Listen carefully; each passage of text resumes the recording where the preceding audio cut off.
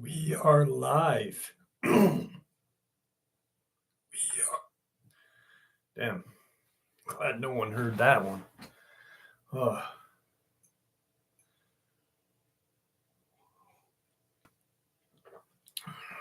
Spirit level 333. How are you? Janie, how are you? Rockin' steady. There will be no sport logos or insignias on any of my merch. Piss on the Giants.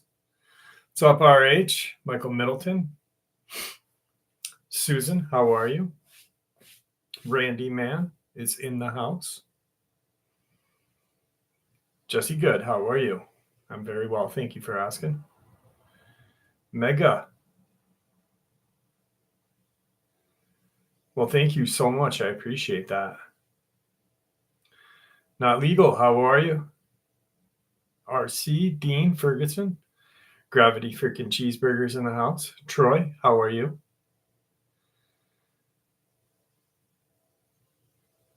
Ha ha!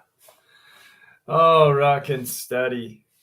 Joe Michaela, how are you? I got your email today. I was going to print it out. I had it set to print out, and then some shit came up. I was going to share it on the show tonight. But some crazy family drama showed up or popped up. But I will more than likely do it next week. So.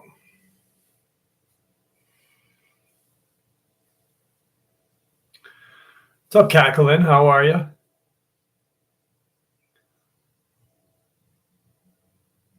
Thank you, William. Thank you. Anastasia, how are you? Floyd, what's going on? Randy, happy birthday. Belated. Elizabeth Decatur, how are you? What's up, David Thompson? My dad's doing well. My dad will have surgery next week, actually. So keep your fingers crossed for him, please. Cheers to Chow. How are you? I liked it, Joe. I liked it. I read it quick while I was on my phone. And like I said, I had every intent on printing it out so I could share it tonight. But I just had a bunch of crap come up, and I barely had any time to get anything done that I wanted to do for the day. So, Truth Quest, how are you?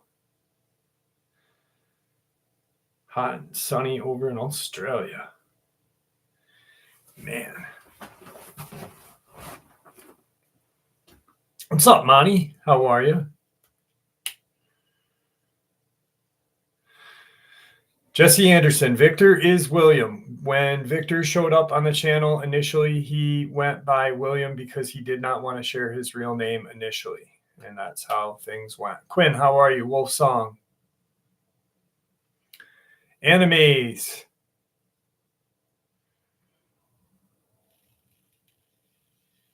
Leslie Spears, how are you? Thank you, Animes. T Chambers, how are you?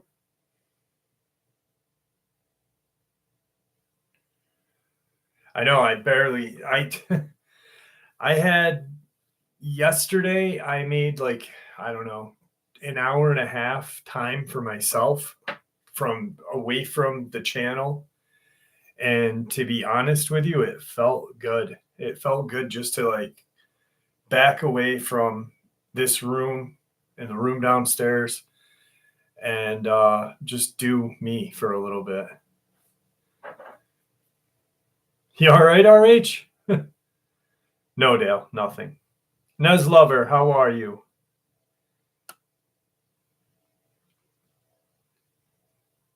$72 people. Savage Lunatic. 23 likes. Let's get this going. Come on, get the likes up, guys, please. I'm not sure, I'm not sure what we're going to do for Halloween. I know I got a couple of ideas. Aaron, how are you? Monty, you're done?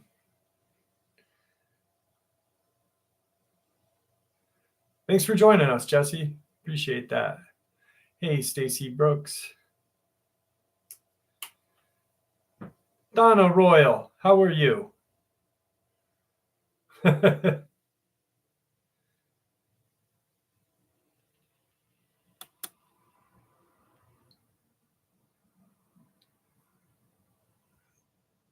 Mine, Joe, better. So really quick, I don't know how to make this announcement, but I was gonna do it in like a video, but I'll just do it quick here so people can. Hey, Grant, how are you? YouTube. I have like YouTube creators have a partner program where there's someone that works for YouTube reaches out to you. And I've just been blowing the guy off because I thought it was a troll until I looked at his email and I was like, oh shit, this is real. And because he's been trying to get in touch with me for like 6 months and I've just been like deleting his emails. And so I'm like, hey, how are you? Sorry, da da da da da. And I guess my channel, with the 23 million views that it has almost, constitute and has constituted for membership for a long time. It's not a criteria, it's not a requirement, but membership is out there if you want to become a member of the channel. I don't know what the membership does. I don't know what it means. They just said make an announcement. So I'm making an announcement. If you want to become a member of the channel, you're more than welcome. There's like 3 levels. You get certain like perks or something like that. I'm not really sure how it works, but we'll get to it, you know. But once again, not a requirement. I don't, you know, I'm just glad you guys are here with me on Saturday. No, nothing, Savage Lunatic. You know, I've only heard from her like maybe a couple of different times. Yeah, I can set for members only and stuff like that. A couple I made like there's like you get like emojis and certain shit like that. But then like the biggest tier, there's like a high end tier, and I was like, well, I guess if someone's gonna do that, then they can fucking talk with me on the phone. Rockin' Steady, I will go somewhere and find a members only jacket for you.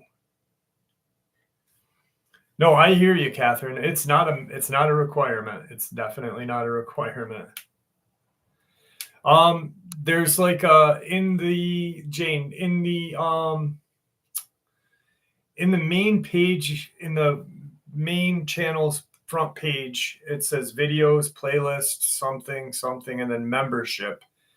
And I think you click on that and it brings you to that or something like that. I want a members only jacket too. I think I had one back in the day. I think I used to wear it to church when I was a little kid. Like that was during like Miami Vice days. Me and my cousin had the mullet and we wanted to look like Don Johnson and shit. Dirty Dogman family, how goes it? Very good, Red Cardinal. Very good, Dirty Dogman fam.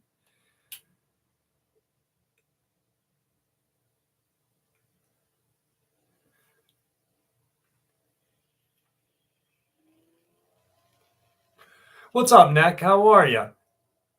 How's your weekend going? Lucifer Jesus is in the house with us. Jesus. Lucifer Jesus. I showered this morning. That's wonderful. I did too. I thought about showering before the live stream so I wouldn't be all dirty, but fuck it.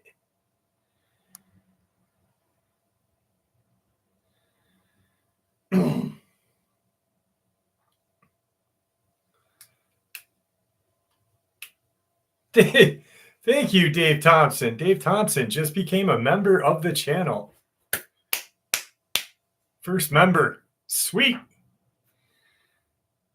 Why don't zoos have dogmen? That's a very good question. Probably because, probably because then they'd have to say that dogmen exist. John Phoenix. Blake Baker. John Phoenix. I've interviewed him a couple times, and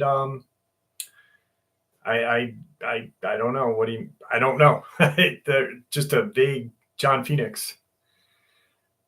So I got a couple of pretty good stuff. Oh, guys, has anybody seen the new freaking? There's 2 new Godzilla shits coming out. One on Apple TV. Pearl Green, how are you? One on Apple TV, and there's going to be a new Godzilla movie coming out too, and it's going to be fucking awesome. Yeah, it is crazy about the cartel. Very crazy. He's the Border Patrol guy is wicked nice. He was actually happy to come back to the States. I know Five Nights at Freddy, looking forward to that. Lisha, how are you? Oh, Rockin' Steady. Thank you. Rockin' Steady joins the membership. And once again, it's not a requirement. I'm just like, I don't want other channels being like, he's begging for money. It's like,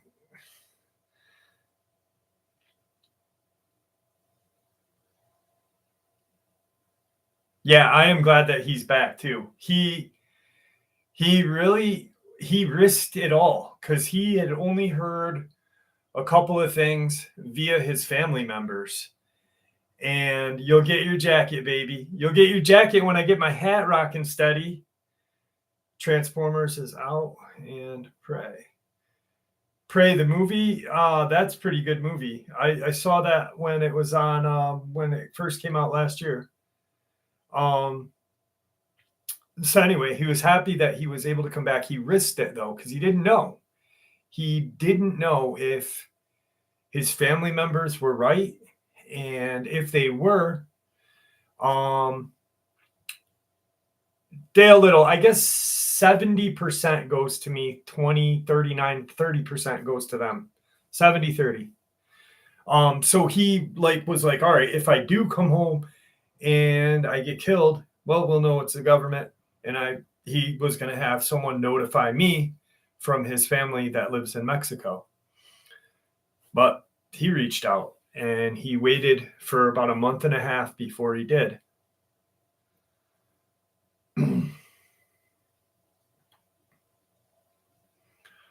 Thanks, Catherine. Appreciate that.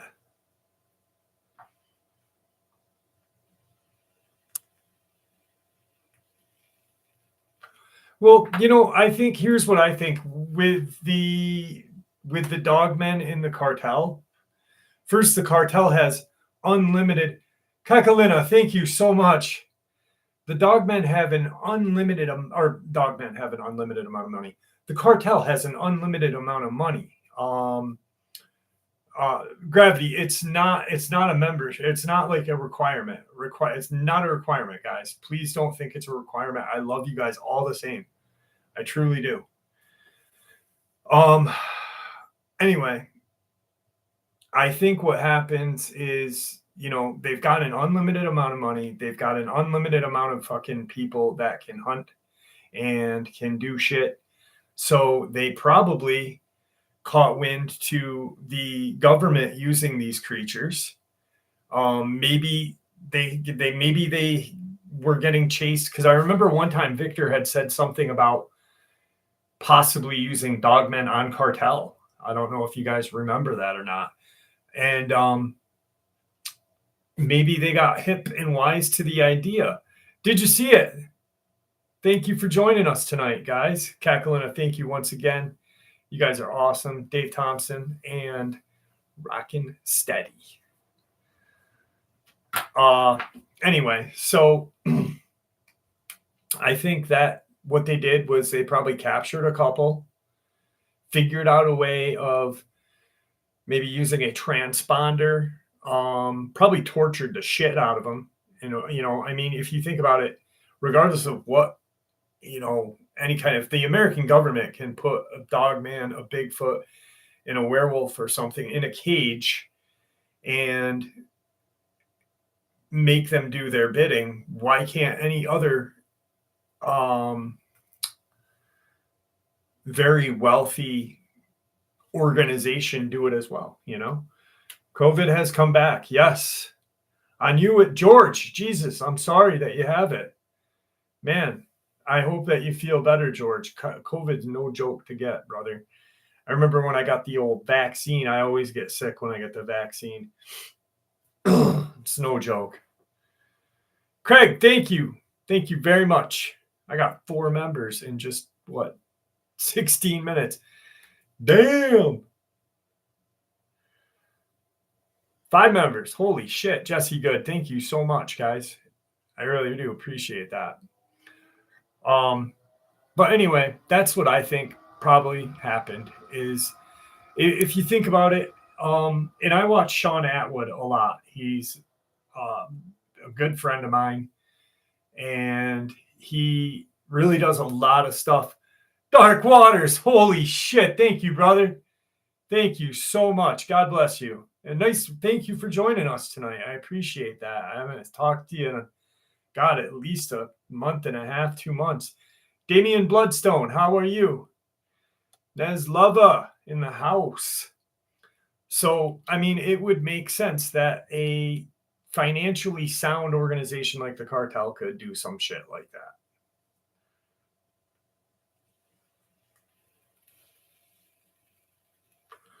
So,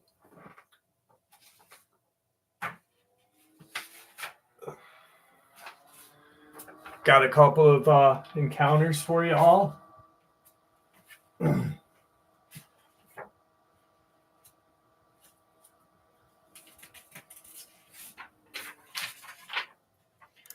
And then we'll get down to it. Does a membership cost? Because I'm in Australia, it's a different cost.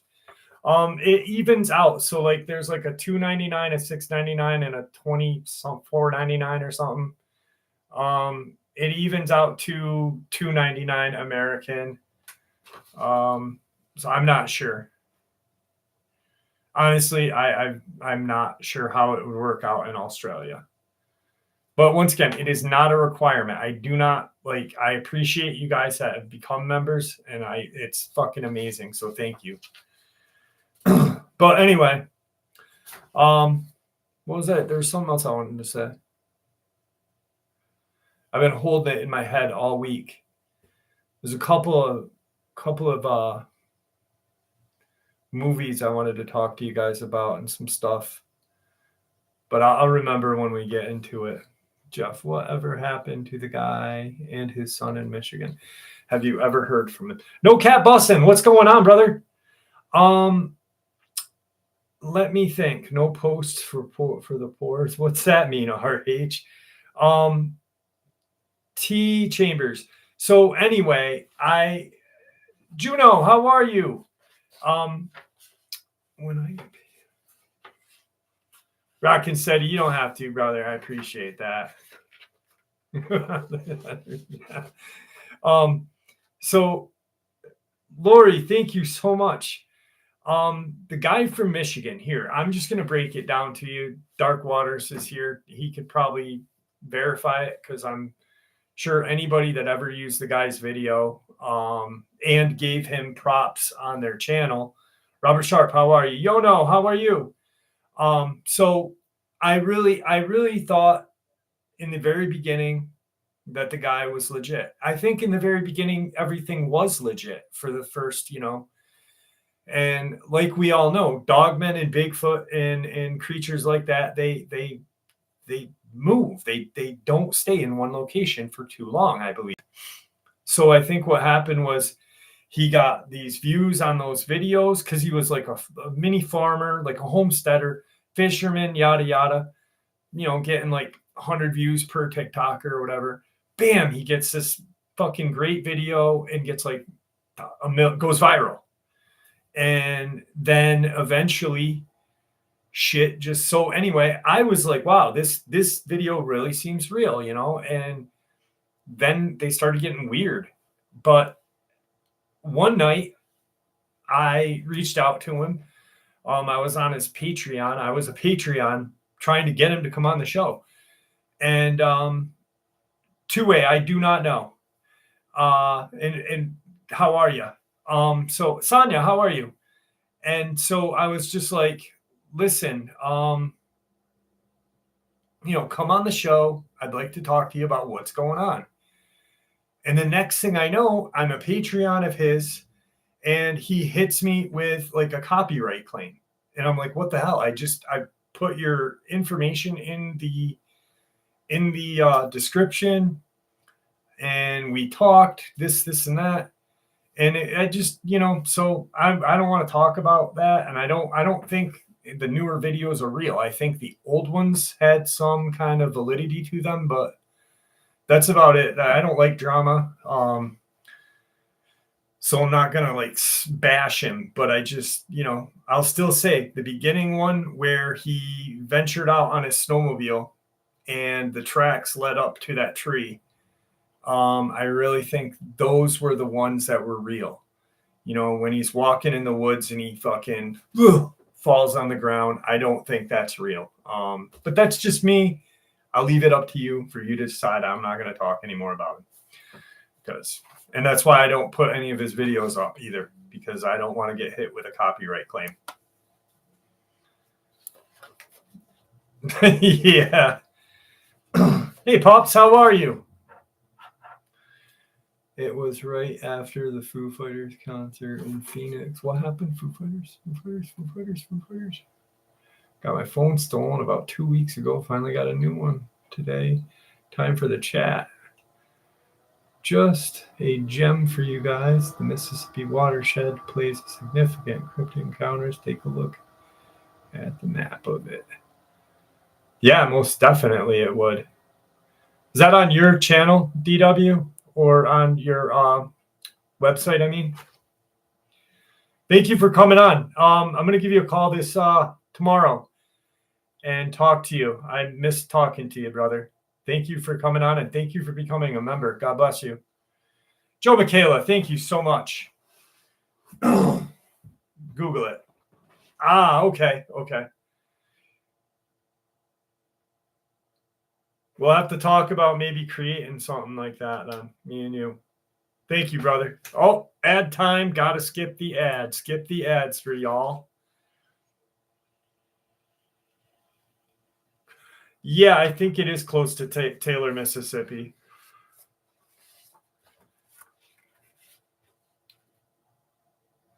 Stacey Brooks, thank you. I do it because I love it, and I love you guys. Joshua, how are you? Rockin' Reef Sully. When I see your name, Rockin' Reef Sully, I always think of Sully from Godsmack. Damian Bloodstone, thank you very much. Jane, thank you very much.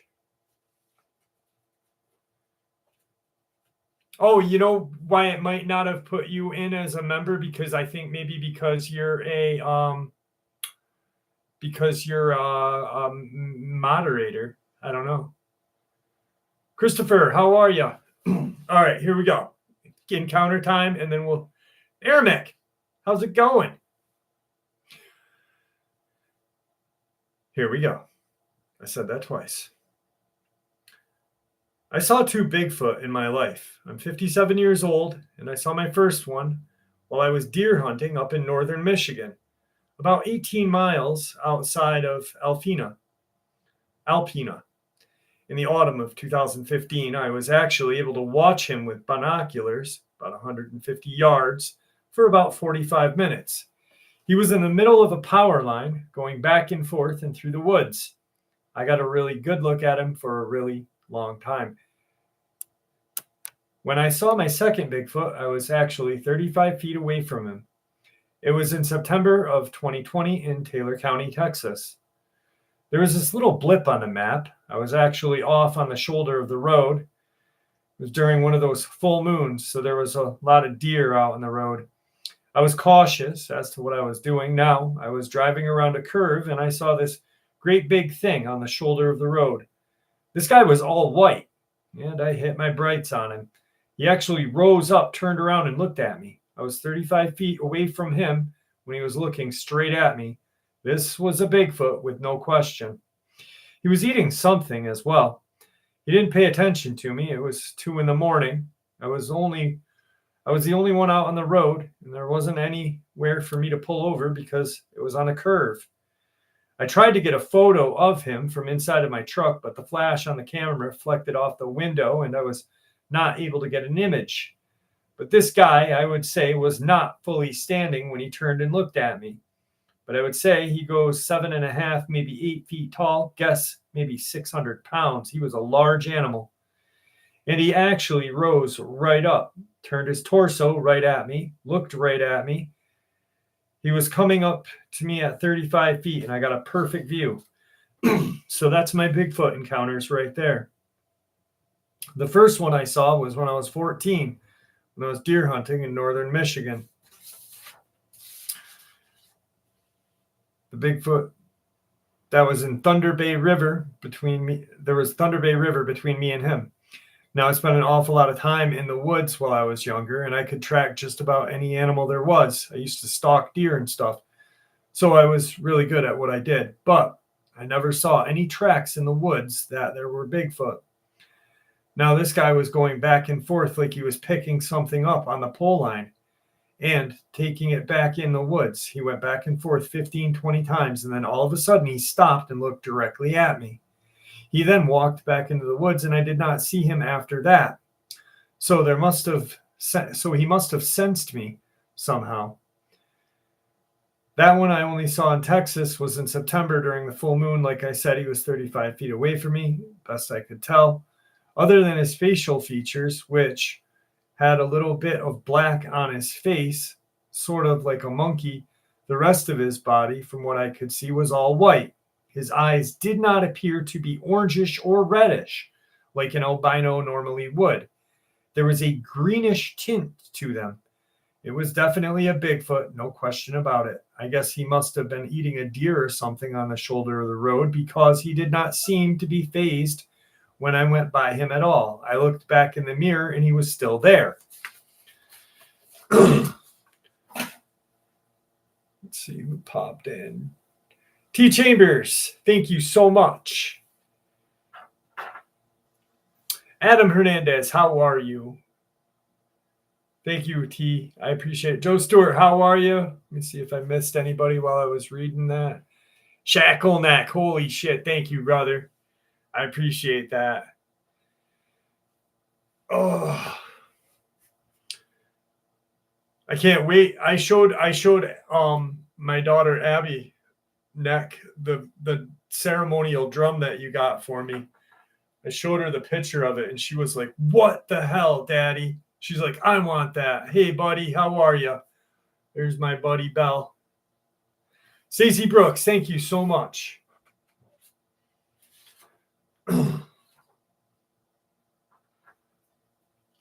No, I know, T. I know. Thank you.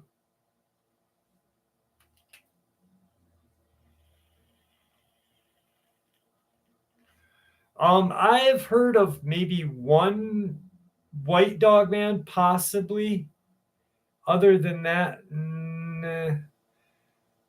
One or two, to be honest with you. Maybe two.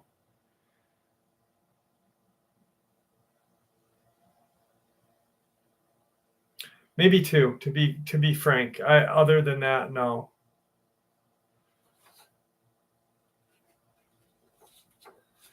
I love you too, baby girl. Thank you for joining us. I'll see you in a couple hours.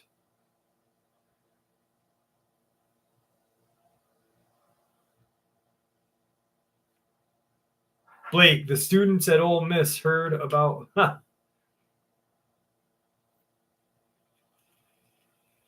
Rascal did have offspring. Rascal definitely did have offspring. Neck, thank you so much. I appreciate that, brother. I really do. Guys, once again, being a member is not a requirement. I appreciate it. I really do. I think it's amazing. So thank you. Thank you, Dale Little. I appreciate that, brother. What's up, Cryptid559? Jeff, the next experience I'm going to send details of the ghost train conductor. That sounds good. That sounds good. Yes, baby. We will go back to the Conjuring house. I love you, Bumpkin. I love you. Question: the membership on YouTube isn't going to be the same as Patreon, so no extra if Patreon member. No. This is something that YouTube does. Patreon is something completely different. This is like you have to have X amount of views or something like that. I'm not really sure. I never paid attention to it. I just was told to do it the other day, and then this is Nick from Bed. There is a white dog man. Yes, there is. I did hear about 2 of them, I believe. Joe, if you send me, you know what we can do, Joe? If you send me that experience this week between now and next Saturday, what I'll do is I'll do both. I'll do both of your experiences on the 21st, or what we can do is I'll talk to you. Maybe we can save them for Halloween. Pop7, thank you so much. Holy shit. Thank you. I appreciate that. I really do. I hope everything's going well for you. I was going to send you an email earlier, but then I saw when I commented on your comment, when I commented back to you, and then you commented back. So I was like, all right, I know she's good. What's up, MJ? White Sasquatch. Well, I have that no cap bussin'. There's that one video, Pamela, how are you? There's that one video that has that white Bigfoot where that guy pans through the forest and he catches that white Bigfoot. I have that one. Pups, yes, it has started turning. We're actually dropping off. Caden, how are you? Barry Son, how are you? Alan Howell, holy shit. Thank you so much, brother. I've not spoken to Luke lately. I try. See, here's the thing with subscribers. I don't like reaching out to them if they've shared, because I feel like I'm like interfering in their life, I guess. But I do, because Luke's been a friend for so long. I think maybe I'll contact him. Joe Stewart, I do not know who that is. I don't watch other YouTube channels or other videos on YouTube. Heard of a couple red-haired dog, man. You know, you hear where, like, you know, someone Tigger snoring loud. Yeah, Tigger probably won't make his appearance on the upload or on the live stream tonight because he's sleeping with Isabel right now. Anyway, like when someone sends an experience, or if I'm reading an experience and they talk about like, oh, it was black with a lot of gray, or gray with a lot of black, or brown, but you know, it had a lot of red. I've never heard of a full ginger dog man though. And if there's anyone with red hair, that was not meant to offend anyone. Sandhoff, how are you?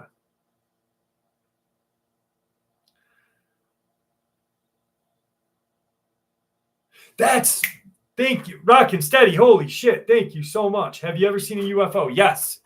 Yes, I have. All right. Two things. Okay, so I'm going to tell you guys this. So remember how I said there was a movie that I wanted to tell you guys about? There's this movie called Howard's Mill, and it's friggin' awesome. It's on Amazon right now. It's about time, and not time travel, but time, and it's fucking weird. Bye, baby. It's fucking weird. So Howard Mills, if you guys get a chance to check that movie out, Great flick. Monty's obviously saw it. Yes, it is a great flick. So anyway, here is my UFO experience. Do you guys want to hear it quick? Well, too bad. I'm going to share it with you anyway. I'm just kidding. Anyway, so my family owns property in Mount Desert Island, which is in Maine. Um, I was heading to. I had just gotten out of work. I was 16, and I was walking to Insane Wayne. How are you? I was walking to this girl's house. All my friends were there. I didn't grow up there. My cousin, who's my age, my dad's sister had one son, like my dad did. He had one son, and we were great friends growing up. Um, and I'd go up there every summer. So one year I was 16, I had gotten done waiting tables. I was waiting tables at this Italian restaurant called Carlo's. And it was going to be like a party, but not really a party. Everyone was going to watch. We were going to watch the Rocky Horror Picture Show. One of my favorite plays. Just I love it. I don't know why. Because I'm absolutely fucking weird. But anyway, I'm walking down the road, and I don't know if you guys know about this place called Somme Sound. If you've never heard of it, look it up. And there's a witch that's associated with this sound. She was supposed to lure in sailors and boats and have them crash on the rocky shore. Anyway, I'm walking down the road, and I remember this bright light, and it's way away, and I'm just walking. I was listening to old Outkast on my headphones, cassette. That's how long ago it was. And I'm watching this light, and I'm like, what the hell is it doing? And no, it was a witch, RH. It was definitely a witch, not a siren. She would sit on the thing. TW, sorry for your loss, brother. Shit. So anyway, and I'm not saying anyway because I'm not being rude. I'm sorry. I'm walking, and the light is still a ways away, but I'm like, why hasn't the car come up to me yet? The next thing I know, the light is now moving toward me, and it passes me, but I don't remember it passing me. Probably 15 minutes later, in my head, I'm at Megan's house, this girl that we were all going to watch Rocky Horror Show at. The walk would only take a half an hour, and I had been gone for like an hour and a half, 2 hours. So I'm like, what the hell happened? I lost time. I didn't see the car pass by me. I just saw the light come up to me. I don't remember it passing by. So I think maybe that was a UFO, or if maybe it was the witch. I don't know. But I think that was, yes, she was jilted over a lover. You're absolutely right, Joe.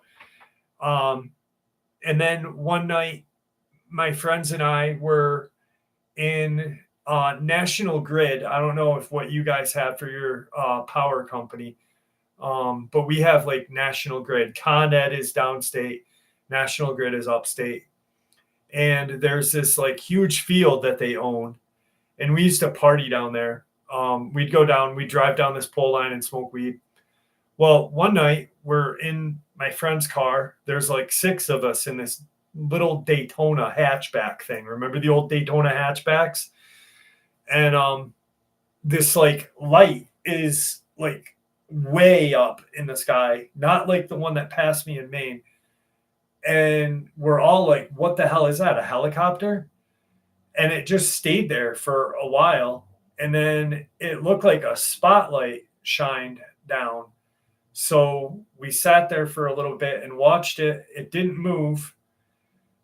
It just stayed right above us. And then we started to drive away, and it kind of followed us a little bit down the trail and then just went away from us. It was completely insane. Like, it was nuts. MJ Bates, thank you so much. Thank you so much. Dino Russo, how are you? TW, I apologize. I wasn't trying to, just trying to look at the comment section while I was talking too. And I didn't mean to say if I sounded dismissive or anything, but I'm very, very sorry for your dad. Damn, it's a fucking tragedy. I pray that I never, well, I know eventually I'll lose my dad, but I hope it's not anytime soon. Thanks, Jane. That Arizona case was very nuts. Did you ever read my reptilian story I sent you? I've been away for several days. Well, yes, I did. Probably 9 days ago, I'd say. If you want to look in the thing, I would go 9 days from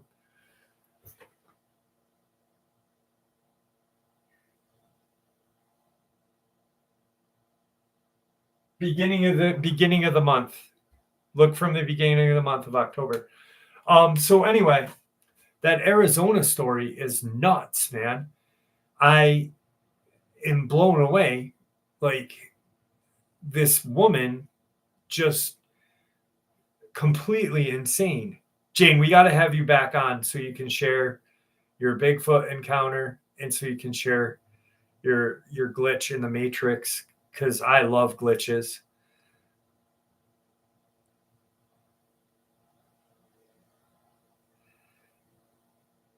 Daniel Brad, there's a Dogman in Payson. Absolutely. More, I wouldn't doubt Dogman being in Arizona a lot. Robert Sharp, I did read that. I read it. That your encounter I read probably 20 days ago, maybe 30, because I remembered about it and I brought it up. It was downstairs, and I actually recorded downstairs in the downstairs studio. A different article about it. They're not ruling. Yeah, they said Cherry. I read 3 articles about that, and I did say they are not ruling out foul play. And they are. One said they weren't ruling out foul play. One said foul play isn't involved. Yada yada. It was just a strange, really strange. There's too many red flags in that experience. I will do Roberts next week, because I'm not gonna get up and run downstairs to get it. Sunny Hatfill, thank you for joining us. Keith, how are you? Or Kenneth, sorry about that. Kenneth, how are you? You're never late. Anybody who thinks they're late, they're never late. You're here, right? You're here with us. Robert, wait, hang on. What's this? Busy 916. The title, it was the second video that I put up today. It was shit. Hang on, I'll tell you right now.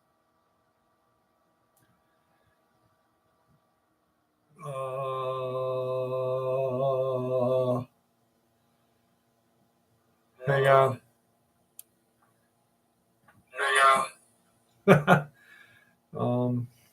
Where is it? Dogman, missing woman 2 weeks, Arizona National Forest or National Park. Many red flags is the title. Okay. Canine-like creature. Yeah, you had mentioned that last week, I believe, Robert, right? Aramic, that's a different one that they're talking about. And here's something that I wanted to say. I noticed a lot of comments in the video of the Alaskan oil worker, and people are like, that picture's not a dog man. That's not a dog man. And I'm like, I pinned a comment. I'm like, I never said that this picture was a dog man. What I said was the picture was from the Alaskan oil workers, they had taken that picture, and T. Chambers, thank you so much. They took the picture, but they saw this huge wolf, which was double the size of any wolf. And then they saw something other than that. It was crazy. Ronald, thank you so much. Ronald, we really, I mean, I'm not trying to sound arrogant, but we have a great channel here. No cap. Have a good night. Or you know what, no cap, just leave us on. Leave us on. Fall asleep to us, no cap bussin'. E-Rev, what's going on? Anyway, Ronald, we have a great channel here. The people that are here with us now are you guys. I mean, you guys are what makes this video and this channel great. So there's no judgment here. There's no BS here. There's nothing. What's wrong, Janie? What happened? Out of sync.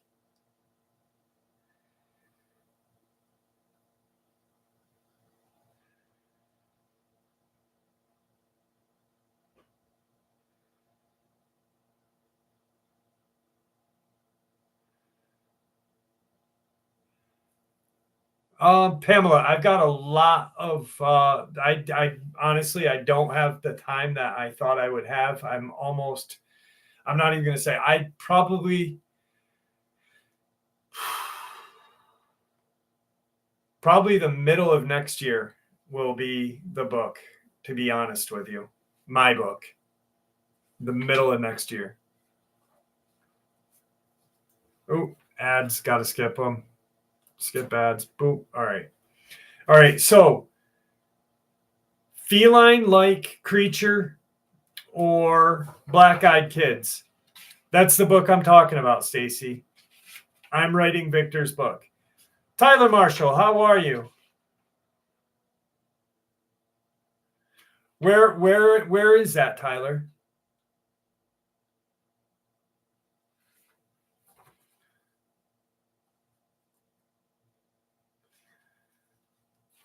Oh, the black-eyed kids have got it. All right, black-eyed kids it is, and then we will do the South Central Virginia. South Central Virginia. Would that be by that's above Tazewell and Buchanan, right?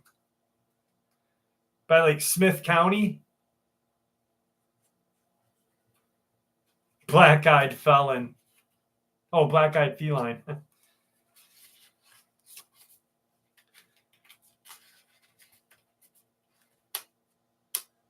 I fell asleep too. Everything. Thank you, Pops.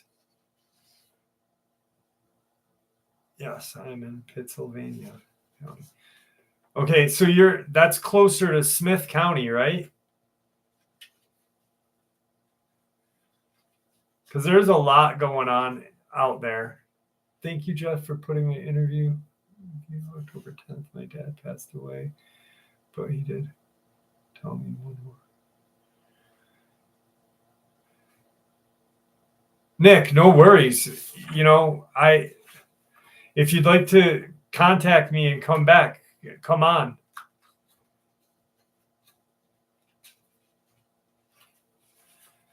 Damn. Sorry for your loss. Maybe an hour and a half-ish. Yeah. There's a lot going on. Virginia is a hot spot for some reason. And I hate using that word. I really do, but it is. All right. Black-eyed kids won it. So what we are going to do is black-eyed kids, then the feline. Eric Baker, how are you? Here we go.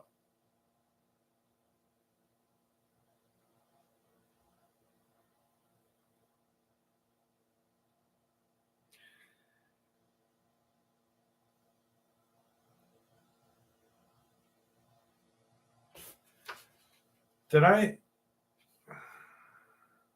No, I didn't. Okay.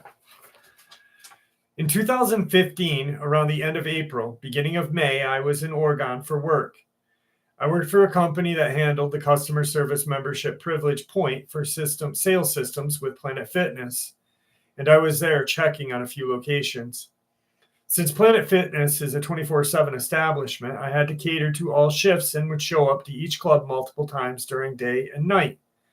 One night at approximately 11:30, I was heading to a PF location in Beaverton, Oregon. My rental car had Bluetooth capabilities and was currently playing a Coast to Coast AM episode through the car's speakers. The episode was a George Norrie episode, and he had Rosemary Ellen Gully on talking about gin. In hindsight, it could have been Linda Moulton Howe, but I know for sure it was a common female guest with three names. I remember this fact to be true because George brought up the black-eyed kids phenomenon to her, and she felt it was gin-related. Looking back, that was a serious coincidence because what happened when I arrived at the club chilled me to the bone. I'm a smoker, nasty habit, but it's my vice. When I arrived to the club, I decided to smoke in the parking lot with the driver's side window down on the rental car so I could continue listening to Coast, and not be in the car because rentals fine you a couple $100 for smoking. The Planet Fitness there is in an L-shaped strip mall. I don't entirely remember all the stores in the strip mall, but Planet Fitness is all the way at the end. All the way to the left is a pharmacy of some kind. My passenger side window was parallel to Planet Fitness, and that was 30 feet from the streetlight. The pharmacy was 75 yards away and obviously closed.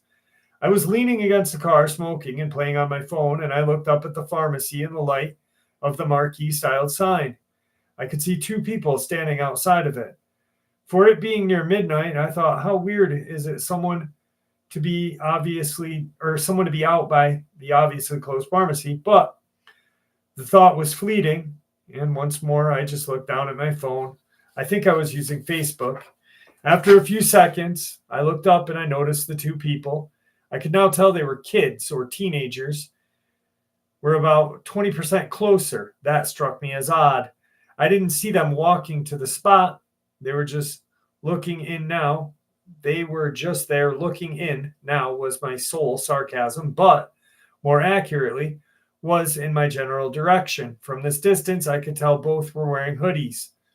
They were dark in color and both kids had their hoods up.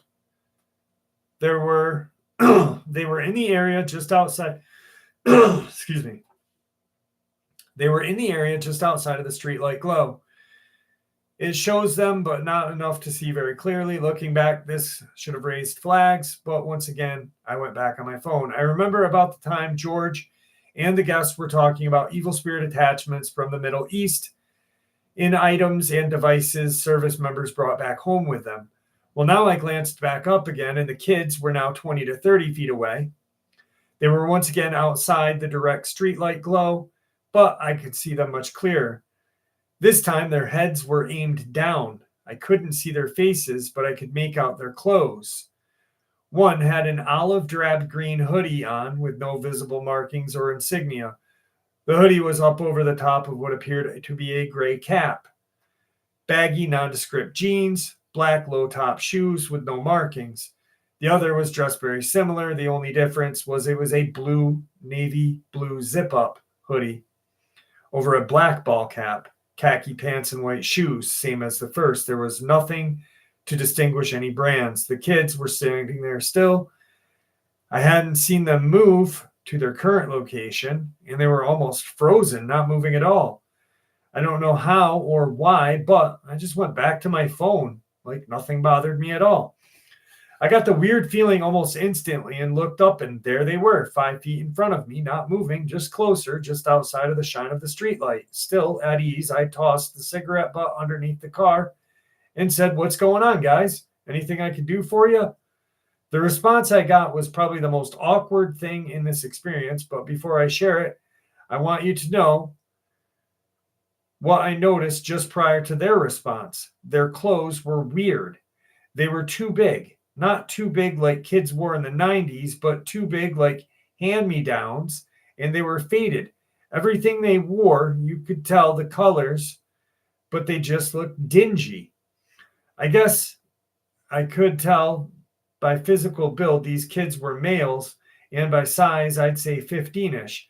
So after I asked if there was anything I could do for them, their response was, the best way I can think to express how weird it was, I'll lay the script out for you now.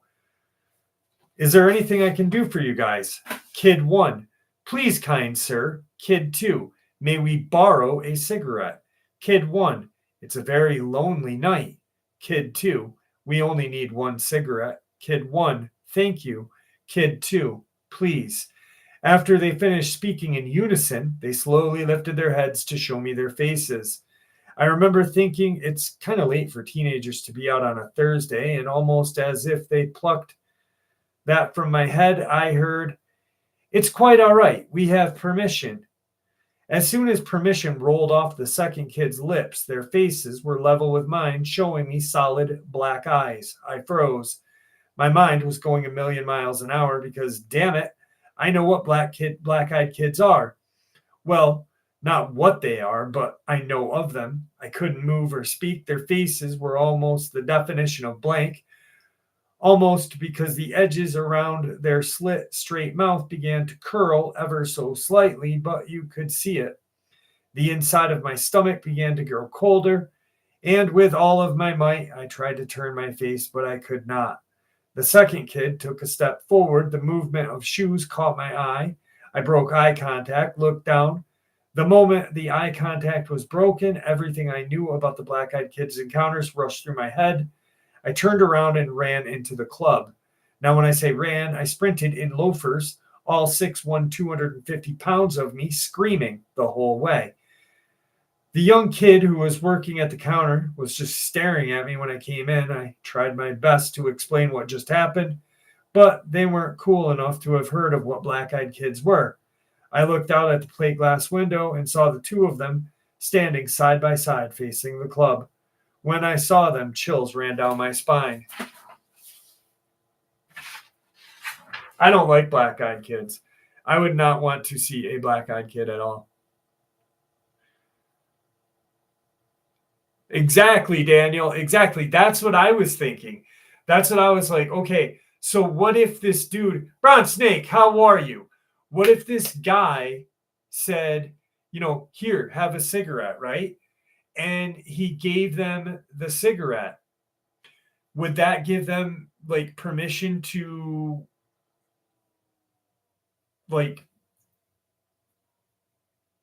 not take, like, embody them? Or, you know what I mean? IE Native, how are you? Rob Salazar, how are you?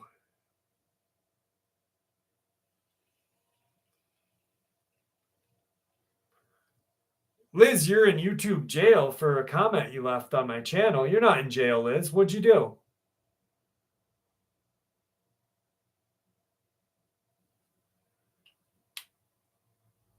Yeah, possess them. That's what I meant. Or like an embodiment, or like, just like enter, like whatever. Yeah.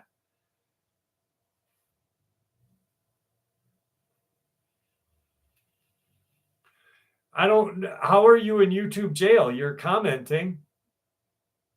I don't get it. Email me and let me know, please.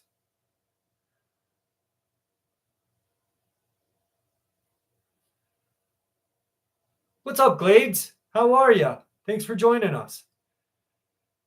Nothing out of Meeker, Susie Smith. Nothing out of Meeker. Equivalent to inviting a vampire. Yeah, exactly. Vicky Parker, how are you? Gaining attachment. Attachment. Yeah, I was thinking attachment. Embodiment. What the fuck am I? I'm retarded. Liz, you're commenting now. That's weird. Lily Lewis, how are you? Happy you're here tonight, too.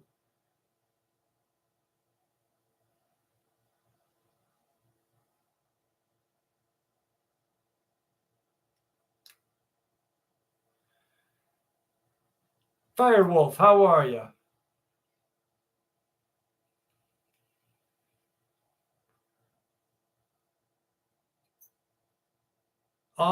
I think. Oh, okay, because it's alive. Yeah, maybe, but maybe not. I don't know. Careful this Halloween. Ooh, Cacalina. Imagine you're knocking at the door, little kids, right?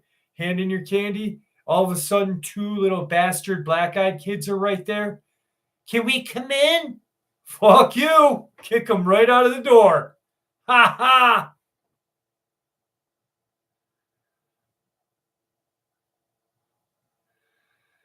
Yeah, that's crazy, Micro Dork. I'm not even going to comment on it. I'm not even getting involved.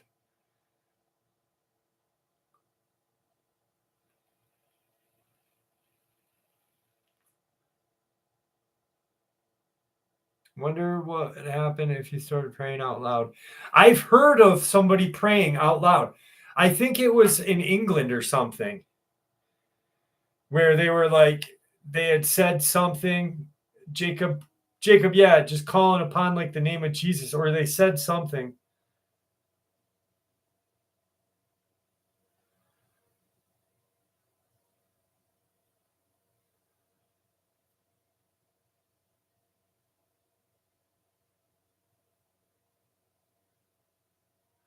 I would like RKO one, man. I'd be like, boom, right? Little WWE in my fucking driveway.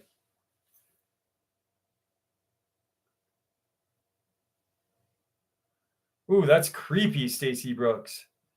Hey, Julie, how are you?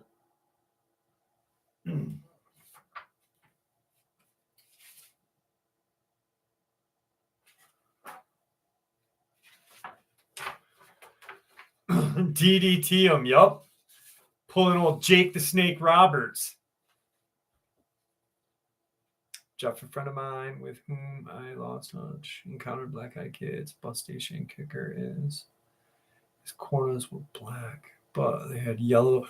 Ooh, that's crazy, Sandhoff. I had Sandhoff was just talking about a black-eyed kid experience at a train station. So I was in Beacon, New York one time, and that's outside of Poughkeepsie. Jackie Gleason built a house that was modeled after a UFO. Hacksaw Jim Duggan lives in my town. Red Cardinal. Hacksaw's from my town. Oh, anyway, so I'm in Beacon, New York. I'm leaving Beacon. I'm at the train station getting on the train, right? And this younger black guy comes up to me and sits down. Could you give a birthday shout out to my nephew Mark and Ken Lee and my son Sebastian, please and thank you? Absolutely. Mark, happy birthday, Ken Lee and Sebastian. Thanks for joining us, guys. Be good for your mom and your aunt. Don't let her put the ass whooping on you. Anyway, so I'm sitting at this train station. This younger black guy comes up to me. I was probably 17, 18. He's probably in his 20s. And he sits down and he said, "Hey, brother, what's up?" And I'm like, "Hey, what's going on?" And he said, "I have to talk to you about something." He goes, "Have you ever heard of reptilians?" And I'm like, vaguely, yeah, a little bit, but like not knowing what I know now, you know?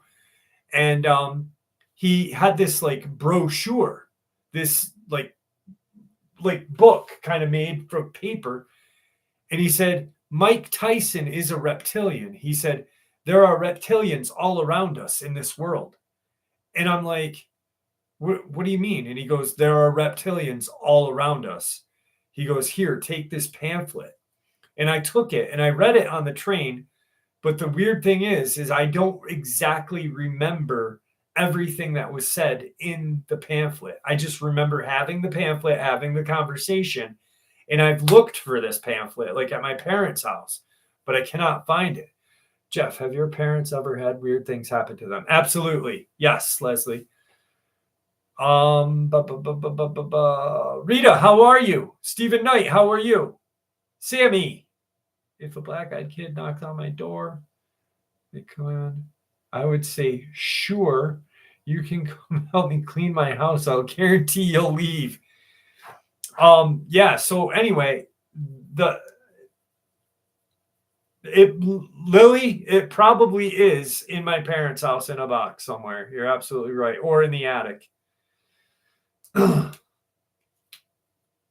it was just the craziest conversation I ever had, and I'll never forget it. I'll never forget. He had an English accent, but he was maybe like a South African accent, I think. But because he didn't, you know how there's like that difference in dialect of how they speak in England and South Africa. You could tell the English dialect, but it's just different, you know. Steven, I'm glad you're here with us tonight. Yeah, look what Tyson did to the ear. Maybe the basement. Maybe the basement. Jeff, do you think the black-eyed kids grow up to be men in black? Very, very possible. 5 rings. What's going on? How are you tonight? Speaking of men in black and black-eyed kids, fuck. I'll just do the feline one and then we'll do that one. My friend and I were coming to work. Pearl Green, thank you so much. Holy shit, I appreciate that. Thank you. I appreciate that so much. Derek Crowley, how are you? Devil's Chair in Eastport. I know where Eastport is. I've never heard of the Devil's Chair. T-Wave, how are you tonight? Pearl, thank you very much. And $54 for 54,000 subscribers. That's awesome.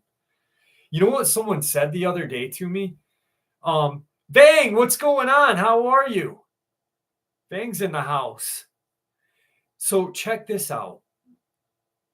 Some subscriber, I wish I remember their name, but they said, Jeff, I really think that your channel is like blacklisted or something because you have more views than other channels put together. I have more views than like 5 other Dogman channels put together and less subs than like 2 of them. And it's crazy. I can't figure out why. I mean, I don't care about the subscriber. Like, I care about subscribers, you guys, but I don't care about the numbers. It's weird, don't you think? Like, I'd love to have my plaque. I'd love to have the play button on my wall. Lily Lewis, thank you so much. Thank you very much. Guys, you guys are awesome tonight. Thank you so much. Can someone confirm if hundreds of kids have gone missing in Ohio? Hundreds of kids, it's not true. That's not true. There's a reasonable explanation for it. There, like 100 kids or 500 kids did not go missing all at once. There's kids missing, but it's not like what TikTok made it seem like. That's not true. Lily Lewis, thank you for joining us, and thank you for your contribution to the channel. Thank you so much. I'd imagine a lot of kids were missing in Maui. Absolutely. Max Life, Love and Learning, how are you? Thank you for joining us. I appreciate you, and welcome to the channel, Max Life. I hope you stay with us.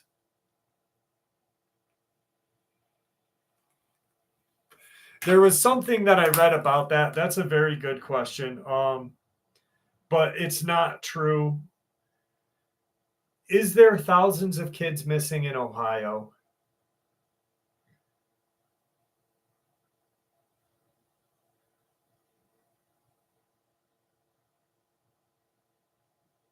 So, children are disappearing from northern Ohio in record numbers. With more than 1,000 minors reporting missing so far this year, more than 45 children have gone missing in Cleveland, Akron area alone. In August, there were more than 35 minors missing, according to Ohio Attorney General's on a missing website. But this is on the Post. So it's like 45 in northeastern and like 35 in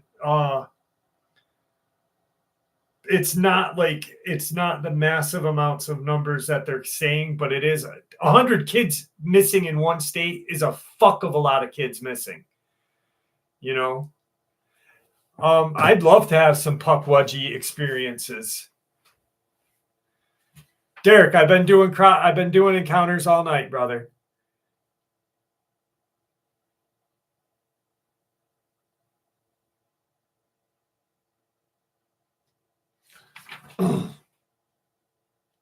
My friend and I were coming to work. There were 3 of us on the night shift in Ontario Research Foundation, west of Toronto. Wait, I read this one already, but I'll read it just in case no one heard it. The year after I graduated from college in Toronto, Ontario, Canada, I witnessed something that I still think about to this day. My friend and I were going to work. There were 3 of us on the night shift on the Ontario Research Foundation, just west of Toronto. We were coming in at midnight and drove up the industrial door. Outside the door, in the front, are little peak windows you have at eye level. They're about 6 foot. We looked out and there was this 6-footish creature standing there, black, all black. I don't think it saw us approaching. I guess it heard the car. Maybe the lights caught its peripheral vision. It turned and looked at us. The eyes were a goldish, reflective color. There was something about its face that was kind of cat-like, and we were startled. It was obviously startled too. We were looking at each other. We were approaching in a car for a couple of seconds, and it just turned and bolted into the woods. This was in the 80s. I'm very serious, 100% sure we both saw the exact same thing. Only one other guy was there at the time, and he was in the plant when we saw this creature. I guess the creature was peeking in on him. Just seeing what was going on. But we both told him that we saw what we saw, and we were very startled ourselves. I know what I saw, and there was something about it. It had an ape-like body, and it had black fur, but it did have a feline-like head. It was definitely a cat-like creature, and it ran on 2 legs. It was like a human figure, but the speed of this thing was insane when it tore off through the woods.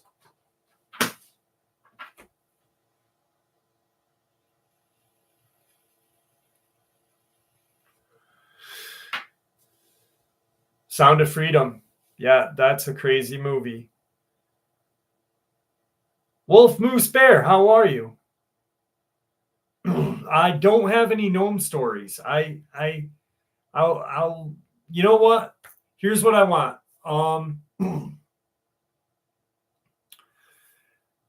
of you guys obviously that are here on the live stream know where the community post is.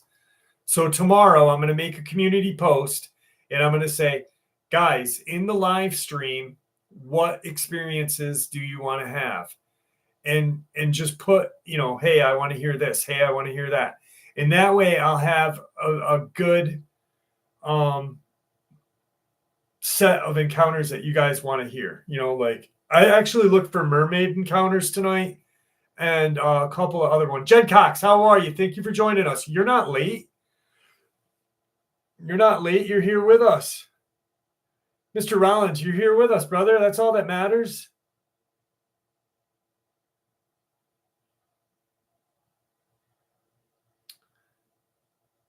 I got to get in touch with Jody. He called me in the middle of the week. And I didn't see that he called me. I got to call him back. Fairies. All right. We'll put that in the community post tomorrow. Dogman encounter.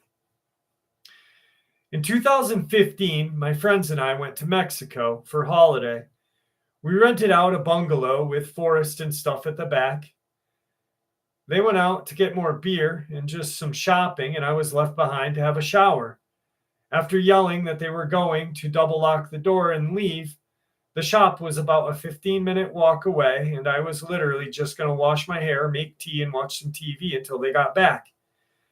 About 5 minutes went by and I heard the knock at the door. It was weird as my friends had keys to the bungalow.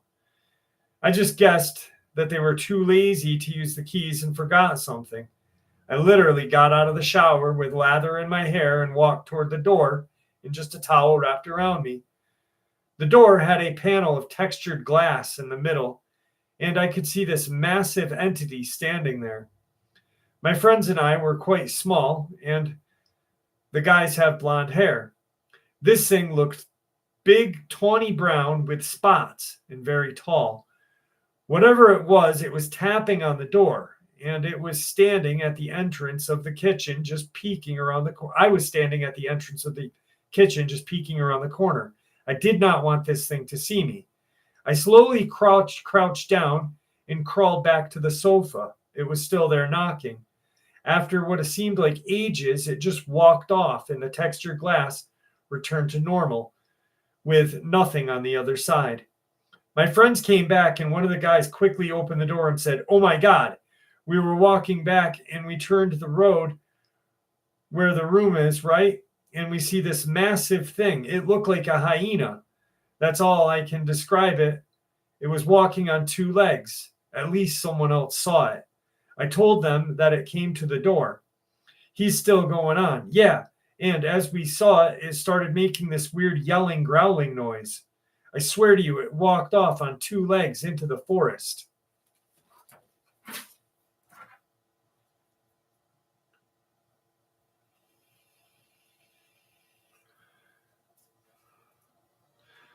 Okay, not tonight, guys. Put it in the community thing. I'm gonna ignore it tonight. I'm just teasing. I'm not gonna ignore it.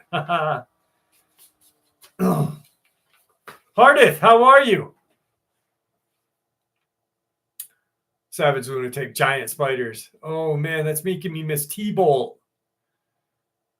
Hey Jeff, good morning. How are you? Bigfoot video that you showed last night. Yes. That Bigfoot video, that's something that I wanted to bring up. The Bigfoot video that I showed yesterday and today, that video I saw in the comment section, a couple of people are like, that had been proved that it was debunked. That video is only 5 days new to the internet. It was posted 5 days ago by a couple from Colorado who were on a train. One guy tried to argue with me saying, that the train wasn't going that slow. And it was a guy in a ghillie suit. And I'm like, dude, they slowed the film down. I'm like, and if you look at how that creature's sitting, it was not a man in a ghillie suit. Its arms first are too long. I'm like, it was fucking nuts, man. Probably the most unbelievable video I've ever seen. The train engineer and the company do it for spectators on the train. No, they don't. It's a real video. The lady was looking out the window. No one else saw it except her. So if a train conductor in the train, why would a train conductor have part in that?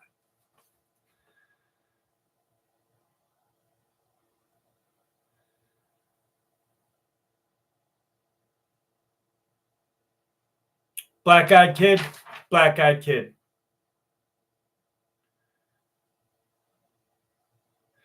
I have a QD or a QFHD monitor or whatever the fuck it is.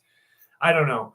And it's 32 inches. I slowed that down and zoomed it up as big as I could.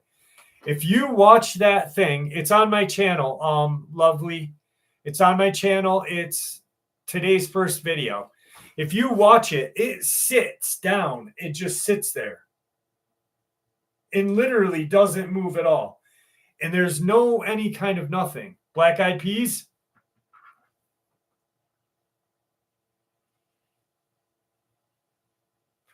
Very similar to the Patterson Gilm. Yes.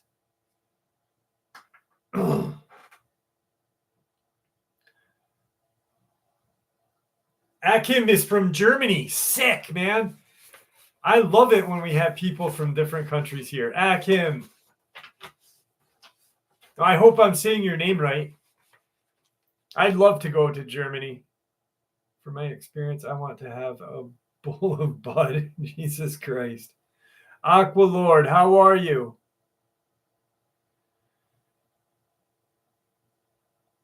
Seth Rollins is from my hometown.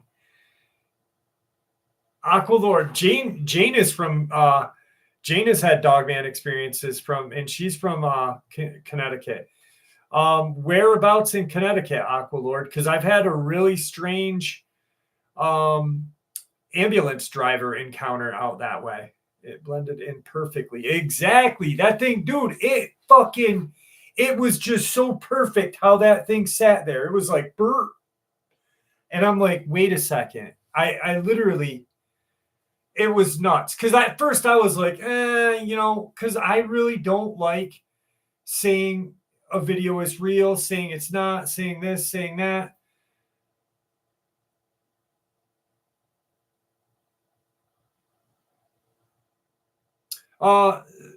Samara, I did a long, like 3 long videos about Julian Sands.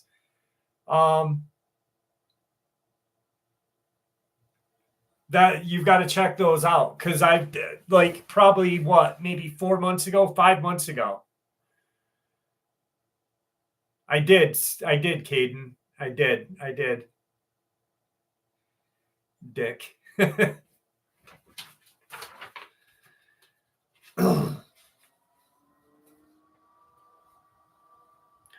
Germany was awesome. Yeah, oh, damn it, an exchange student. That's sick. I would love to just feel like my last name is Nadolny, obviously, but my great grandfather, moved here from Germany, and it was Von Nadolny, and they dropped the Von. I'll wait for Tinker Tonker. That's what I think about Tinker Tonker. That's like NVTV. They just put up shit people already had in like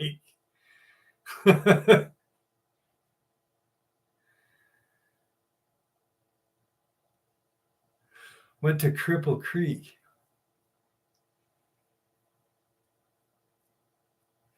Rarest, less seen cryptid. Huh. Thunderbird. Thunderbird, definitely. I would say Thunderbird. Or the infamous lot lizard.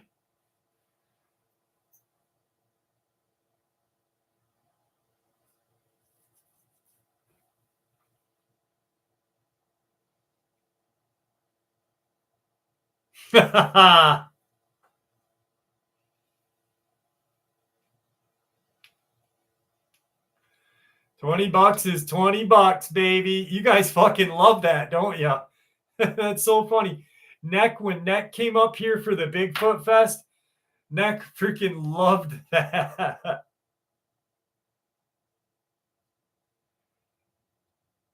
No, I don't have a bullet handy for the 4.5. No.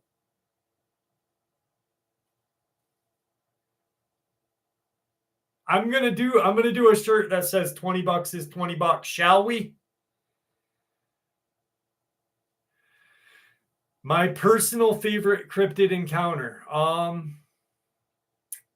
really don't have. Caden, knock it off. Knock it off, Caden. I really honestly, Max Life, I don't know if I have a favorite encounter. I have encounters that stick with me, you know what I mean? Like ones that I've had forever. Stick with me. I would say the ambulance driver from Connecticut is a big one that sticks with me because it was one of my first interviews I ever did. And it actually shows how tactical they are and how intelligent they are.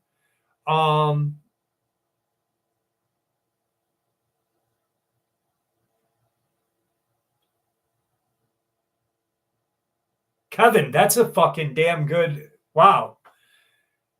That's a really good idea.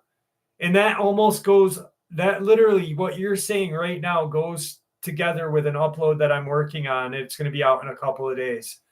Um, yeah, wow, Kevin, amazing idea. Definitely, 100%. So ambulance driver, the guy from Delaware that had the encounter in Pennsylvania, um, James, and probably the South Dakota one are the ones that stick. I mean, if I sat here, I could like ramble on many of them. Yeah, the guy that shot one. There's also the one from Indiana where the woman was in Werewolf Cemetery. They call it Werewolf Cemetery, and she saw a dog man chewing on like a human skeleton. The angel story, absolutely. Brad's angel story, which reminds me, Brad's coming back to the show. Border Patrol agent. Max Life, I really don't have, I can't say I have a favorite story because, it's, I don't know. It's, they're not like creepy pastas. These are real experiences that people had. Um, and I think, they all have something like, something special to them, my experience. Yeah, the abandoned building, Caden, absolutely. Or Captain the bear, or Captain the dog, where the woman was getting chased through the woods. My experience, which I shared the other day. So, I mean, I don't know. All of them are amazing to me and I learned something. We learned something from them every night. You know what I mean? Or every day. Probably my favorite thing on the channel, though, I love sharing experiences, but my favorite part of the research is researching animal attacks. Um, Amber Miller, Tony Aarons, Christopher Whiteley, Brenda Hamilton, all those. It just are the shit that went down in Virginia in 2021. Just a ton of crazy shit. Melody Page, how are you?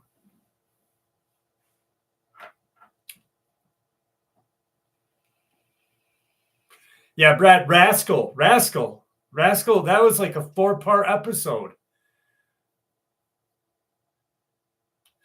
The Crawlers, yes. That was, holy shit. Yes, wow, that one was fucked up. Maximilian. All right. Well, welcome to the show, and I'm glad that you're here with us, brother. And actually, if you can find the video of me going up to where Tom Mezek disappeared, which is a 411, and I got chased out of the woods one night, or one day, by something that smashed a tree. I actually caught something running down a hill. Just crazy, there's just crazy things. Dale, how are you? Dale Pickwick. Pywick.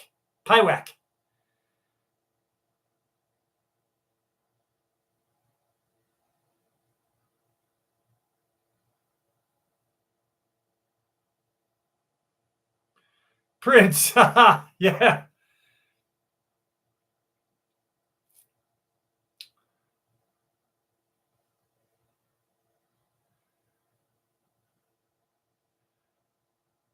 Someone once said nobody names their daughter Sloppy anymore. Oh my fucking Lord.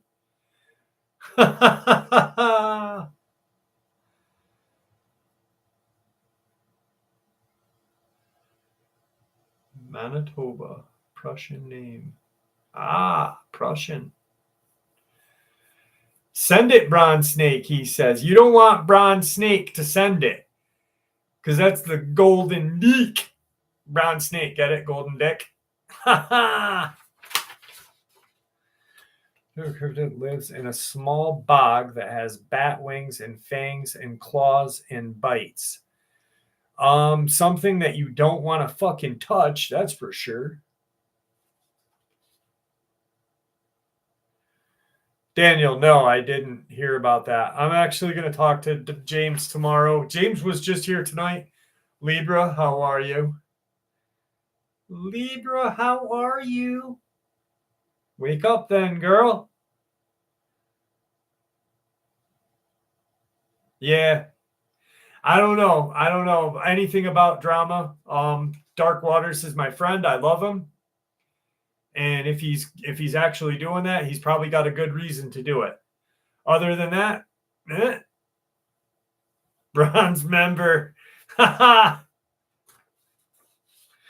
Taylor, Mississippi. Luke, Maximilian, Max, if you can find Taylor, Mississippi uploads on the channel. Luke, great uploads to listen to too.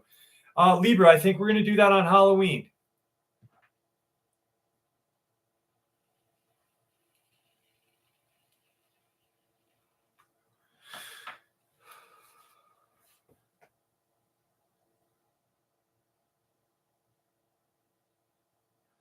Mr. Rollins, that's great. Do you guys remember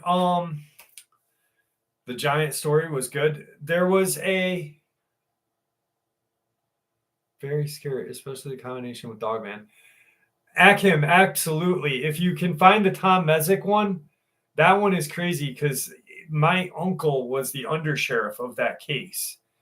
And it's that case has baffled me for a long time. I literally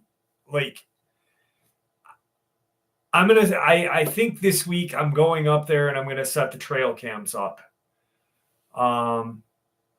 Tack one, I just don't know. How big was it? Andy Davis, what's going on, brother?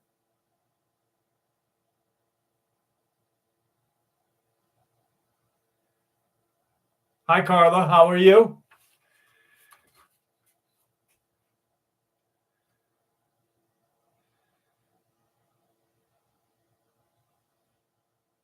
Yes, I will take someone with me. Maybe.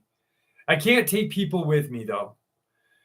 Jeff, what are your top 2 favorite colors? Green and blue.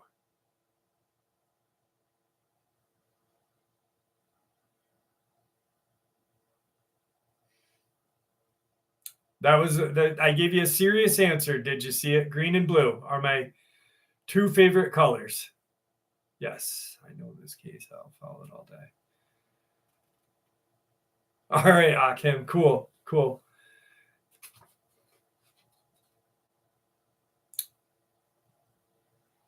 There was I don't know, Mr. Rollins. What's up, Whitey Ray? How are you?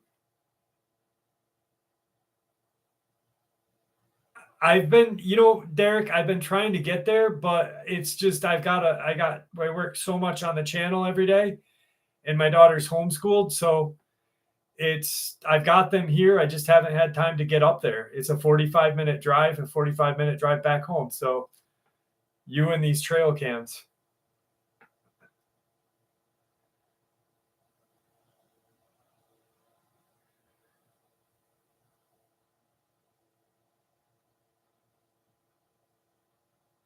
I know. If you had a choice to be Dogman, werewolf, or shapeshifter, what would you choose and why? Neither. I'd just be me. Because I think that something's fucked up about these things. Actually, I have my upload that I'm working on right now that's going to be out this week sometime. Is unbelievably crazy. It's got a lot of religious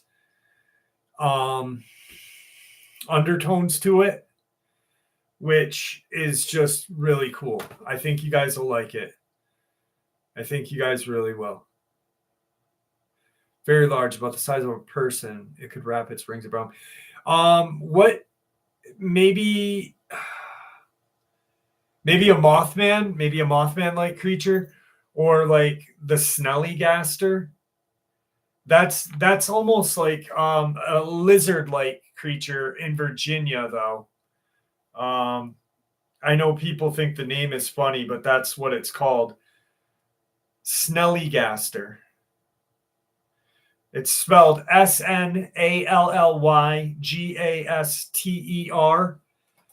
And the Snellygaster it's an American folklore. The Snellygaster is a bird reptilian chimera originating in superstitions of early German immigrants, later combined in newspaper reports, early sightings associated with the Snellygaster, Frederick County, Maryland, especially in South Mountain, Middleton Valley. It's been spotted in Maryland, Washington, D.C. and stuff. Shit. Aaron, no. I'm so confused about Victor. Is he around these days or no? No, he's not. I'm sharing older Victor uploads because I don't want people to ever forget who he is or who he was. I've not been able to get in touch with him. Salty Rant, thank you so much. I appreciate the love, brother. Appreciate the love. I don't want anyone to ever forget who he was. I know he's very sick, and actually, I was talking to DJ, a buddy of the channel out of Virginia, and we were talking, and we both were like, I really hope that he hadn't passed away. Derek Crowley, I was only fucking with you too, brother. I seen your face. I was like this.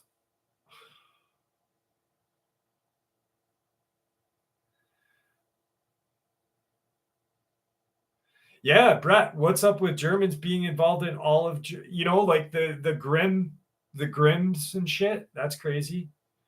I saw a Mothman once right before the worst tornado in the area. It was late. I am Christian, but an open mind. Janie, thank you so much. Love you.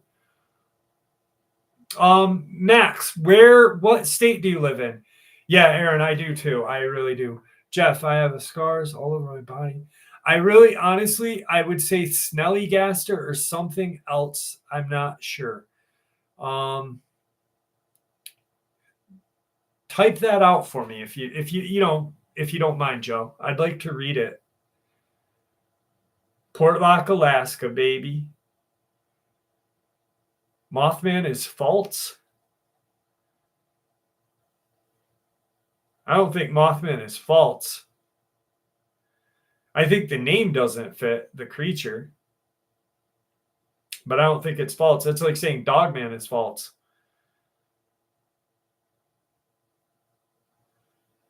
But I think the name doesn't fit because it's not a bug. You think Mothman, you think this big walking bug, like on The Tick.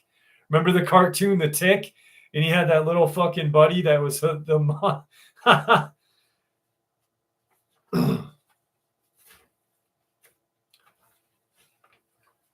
Maryland here. What was the guy on The Tick? What was his little buddy's name? And he was a Mothman.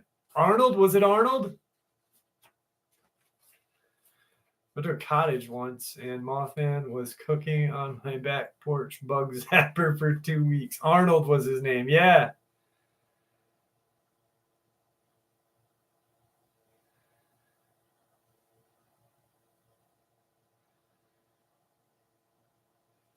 Yeah, absolutely. Spirit Level and Samira. All of Portlock was Arthur. Arthur was his name. Joe Michaela gets it. Damn right it was Arthur. Yeah, all of Portlock was chased. The whole town was chased out by Bigfoot, and they were attacked. People were getting attacked. Native Americans were getting attacked.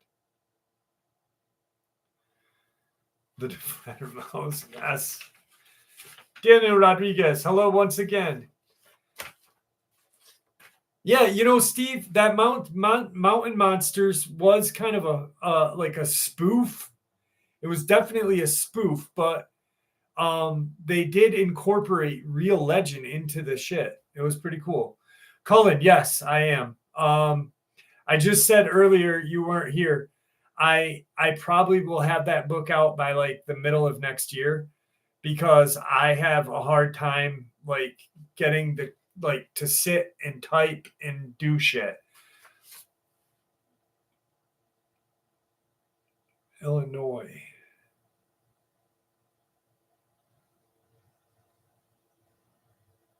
Well, I appreciate that, Max. Thank you very much.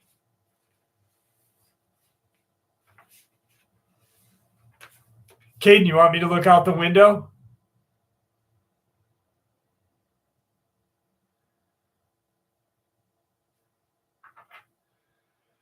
Why is your name green? Andy Davis. Joe Michaela's name is green because she became a member of the channel. Simon, Ferretzo, have a wonderful night. Thank you for joining us. I appreciate it. Middleton, Ohio is full of military people. New waves of $1 million contract. Oh, shit. I know, it's definitely a $20 bill, baby. Jeff, have you ever seen a shadow person? Only on the YouTube channel, Shadow People of the Maine, up in Maine. No, I've never seen a shadow person, and I hope I never do. I really hope I never do, because shadow people scare me a lot. You don't want to. I just when me and Isabel were in the Conjuring house, a shadow person is it's a shadow, but it's like a person. And there's what's that YouTube channel in Maine? Fuck, man. Joe would know. There's a channel in Maine based on this guy has a shadow person in his house, and it's like it's standing behind the curtain and you see it, and it just fucking it's crazy. But when I was at the Conjuring house, and me and Isabel, my youngest daughter, my buddy, we were downstairs in the basement, and we caught the thing on the SLS camera. There was one stick figure, and then there was a messed up stick figure. That messed me up bad, you know.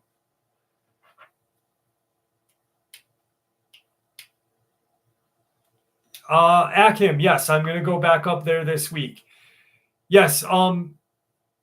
So whoever asked, Aqua, you asked about what is a shadow figure. Watch the channel Ghost of Camden, Maine, but always come back to my channel. And that has some of the greatest captures of shadow persons on them. Jeff, what state are you in?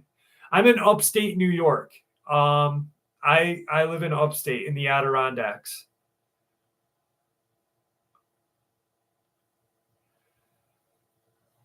Some things are off. Well, you know, it's just theory, Max Life. Nobody's an expert in this field. Nobody. I'm not. And anybody that you see on YouTube or read or whatever, no one is an expert. I've had my own encounter. I just share what my theories is. You know, your theory may be different than mine, but I accept yours.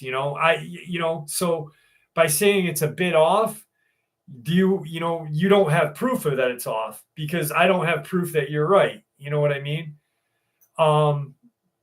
And by me saying nobody is an expert, I mean that like 100%. Like, there is no person that knows more than any other person. You know, I learned more from you guys than you guys learned from me.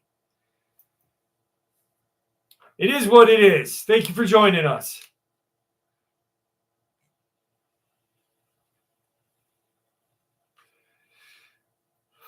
Like my theories on Dogmen are just things that I've accumulated in my head, and I just share everything that I've ever heard, you know, or what I witnessed myself.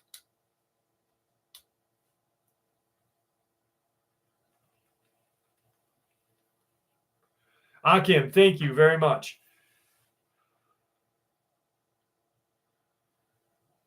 Yeah. Yeah, Carmel, Maine. Carmel, Maine. Carmel, Maine. Carmel. That's what it is.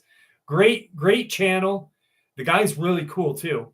Um, I'd like to actually talk to him and do something with him. I'd like to bring my ghost hunting shit up to his house and do it. It'd be cool. They won't find anything. Exactly, Glades creature. Exactly. All that researching at Skinwalker Ranch is like trying to put a puzzle together with 25 missing pieces. Here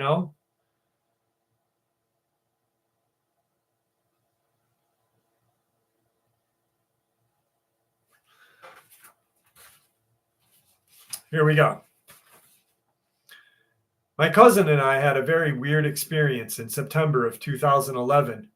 We both lived in the town of Wolverine, Michigan, and our dads are brothers. My cousin and I have been hunting, camping together since we were 12 years old. We're 2 months apart. He graduated from high school that spring and planned going camping later in the summer. We finally got permission to use my dad's pop-up camper and headed off. We planned to stay a week or so at a place southwest of Mackinac City, in the forest near a state park. We drove back into the woods about 4 miles off the main road, set up in a small clearing. We both thought the area looked familiar, but could not recall when we had been there. It was weird because we both commented at the same time to each other. We really didn't have much planned to do other than be together and hike the area. Both of us were going to move away from home next spring, so we didn't know when we'd see each other again.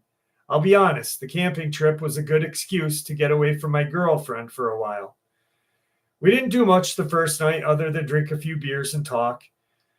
We were in our racks earlier that night. Next morning, we decided to explore the area. We started at about 10 a.m., headed west toward the lake.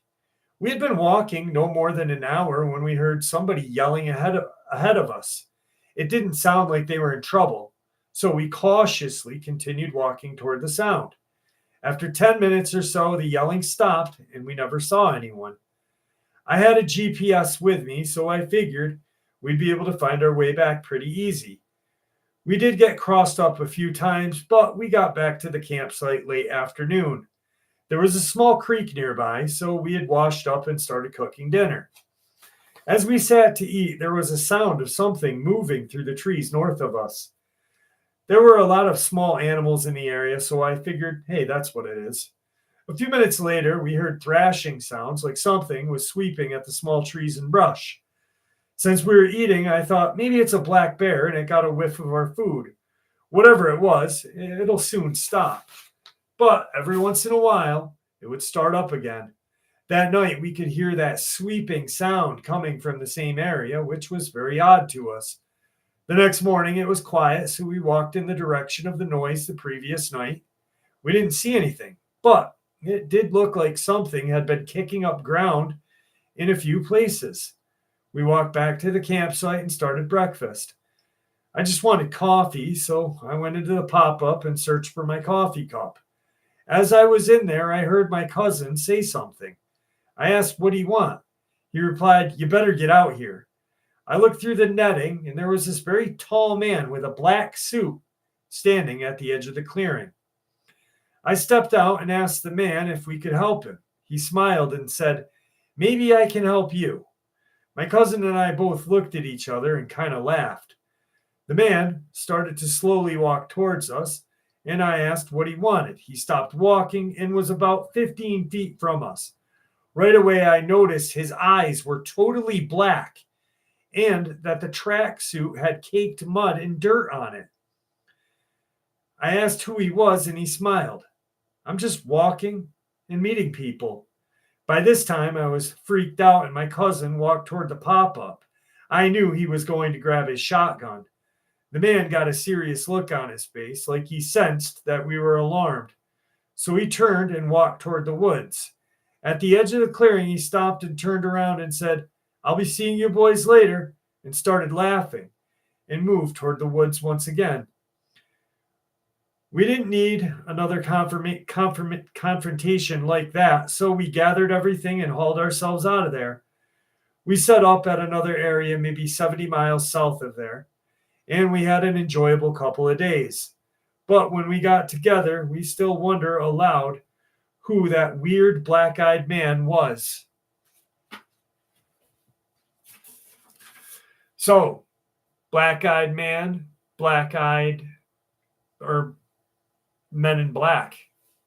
Pretty weird. I did not like that.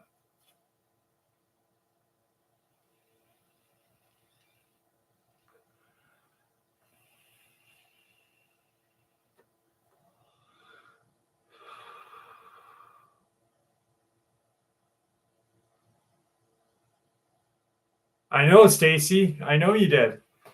And I had that set. Do you agree with the late Linda Godfrey when she claimed that stereotypical werewolf style Dogman was someone using black magic? No. I don't. I think that, like Victor said, there's a werewolf that is a large creature that didn't have.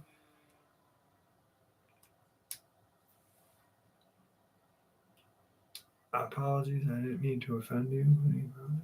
You didn't offend me, brother. Max, I was just saying, like, there's no experts in this field. And I'm sure that you have experience. Like, I'm just saying nobody has, like, you know what I mean? Like, nobody knows more than anyone else. We all learn from each other. I'm definitely not offended when it comes to things like that. Definitely not 100%. Or 100%, I'm not offended. I'm past it. Prince, have a good night. Thank you for joining us. Anyway, I believe what Victor says, because there's creatures that have no tails, that are bigger than the atypical Dogman.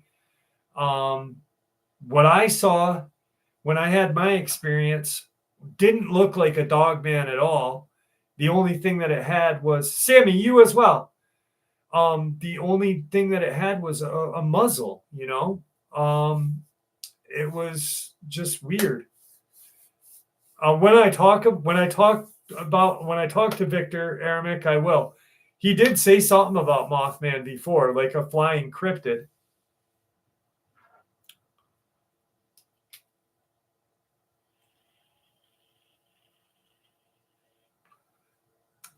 Glad you're here with us, Brandy.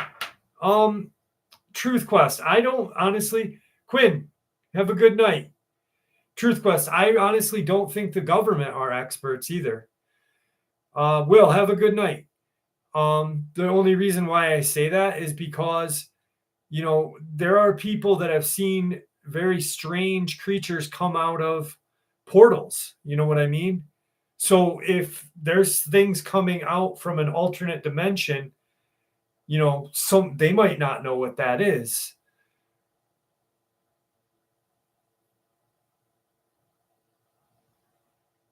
That's exactly right, Andy Davis. The government are experts at taking our money.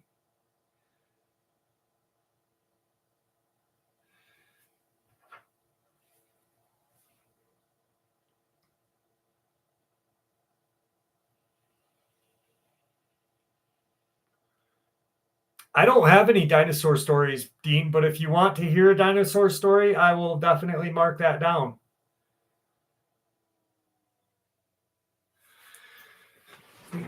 The government, I don't think, are experts on ghosts either, Hardith. I agree with you 100%. Stargate. Ooh, yeah. What do you guys think about the Egyptians? Do you guys think the Egyptians had the capability of opening stargates?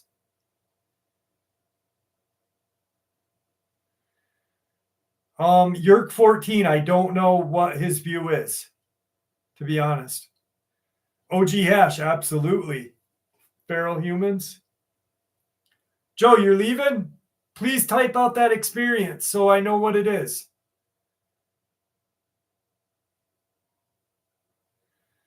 I believe they were there. Hell yeah, 100%.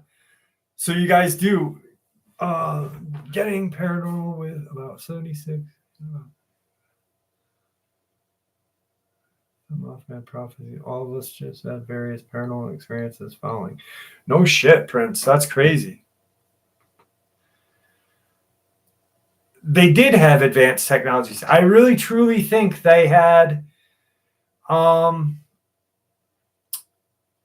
they had some sort of capability of opening something, and I really, and I think that was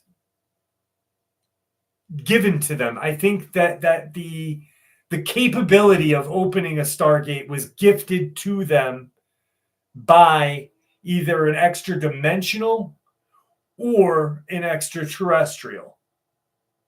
That's just my opinion. Once again, my opinion. Yes, by sound. Very good. Very good idea. Yeah. Man, yep. Caden's over here singing Prince songs. Little Red Corvette. Next thing you know, he's going to be talking about raspberry berets. The Egyptians didn't start Dogman. Sumerians did. If you're going to technically go by date, the Sumerians were before the Egyptians.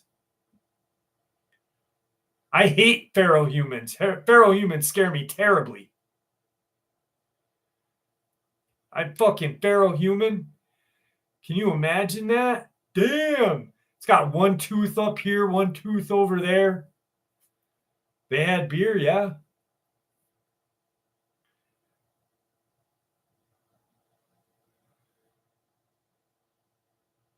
Who, David?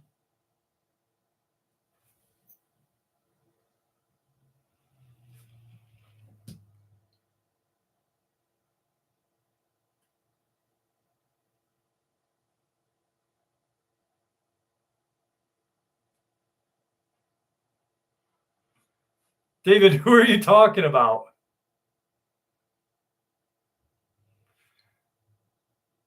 I know, but what one on YouTube? Jacob, thank you very much.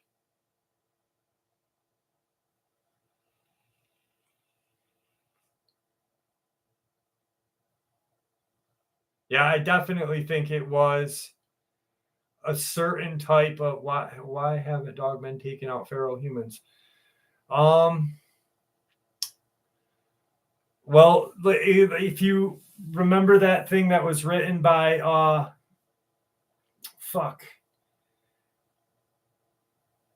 the Neanderthal book there.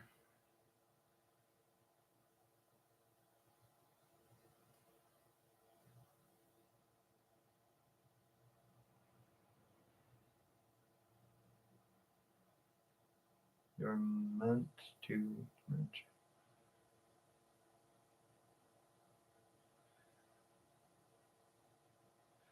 David, you're confusing me, brother.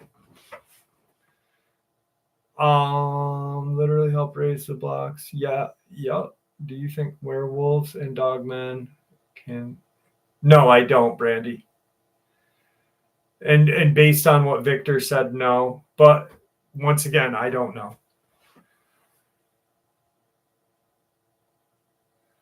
I know I confuse myself. It says in the Bible, if you gave the following, gave us technologies other than.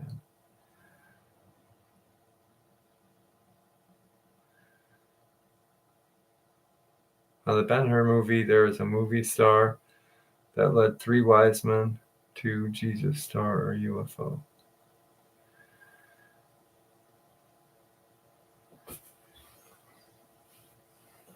I need a soda. I'm getting fucking parched here.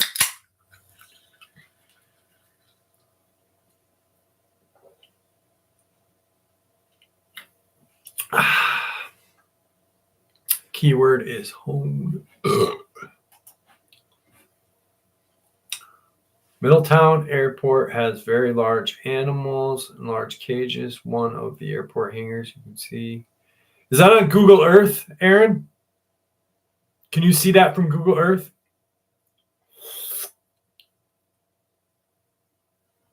I need a beer. I gave up whiskey, he says. I need coffee, but it's almost 2. It is almost 2. Yes, on Google Earth. Okay, Middletown, Ohio Airport. All right, I'll have to check that out. Wrong Turn is scary as fuck. Jeff, what's your favorite candy? Yeah, Jacob, you want to see what my favorite candy is? Denver Airport is the creepiest airport ever, but I'm going to check out the Ohio Airport. This is my favorite candy right here. Jelly Belly jelly beans. I fucking love them.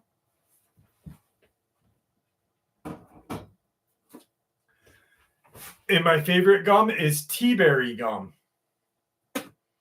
And Prince was the fucking man.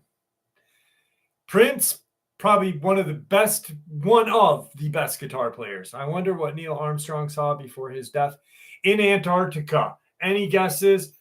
I think, and do you think that Gilgamesh is?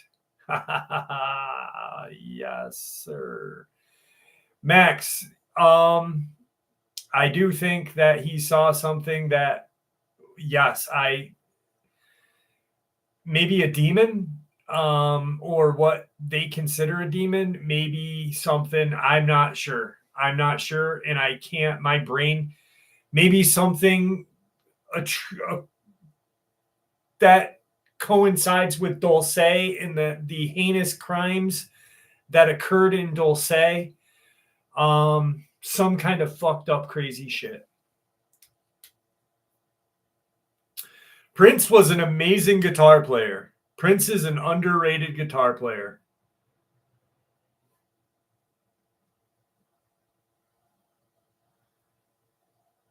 Brett, I do know that. James is my best friend, so I definitely know what he's got.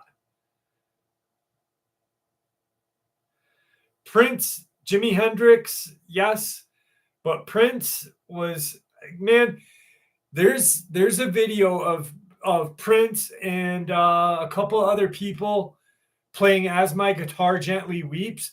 Holy shit, is it amazing. Amazing.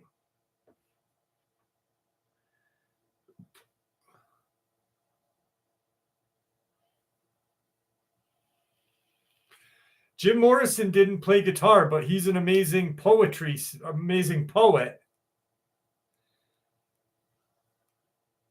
Dimebag?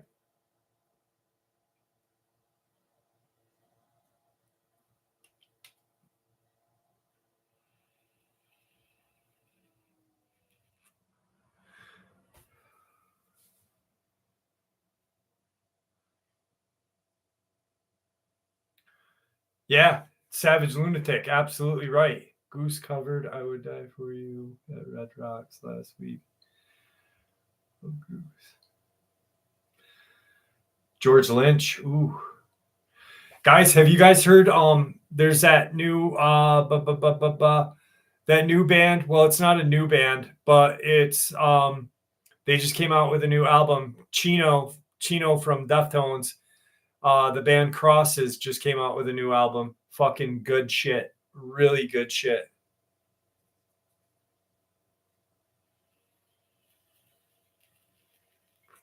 BB King was great. Great.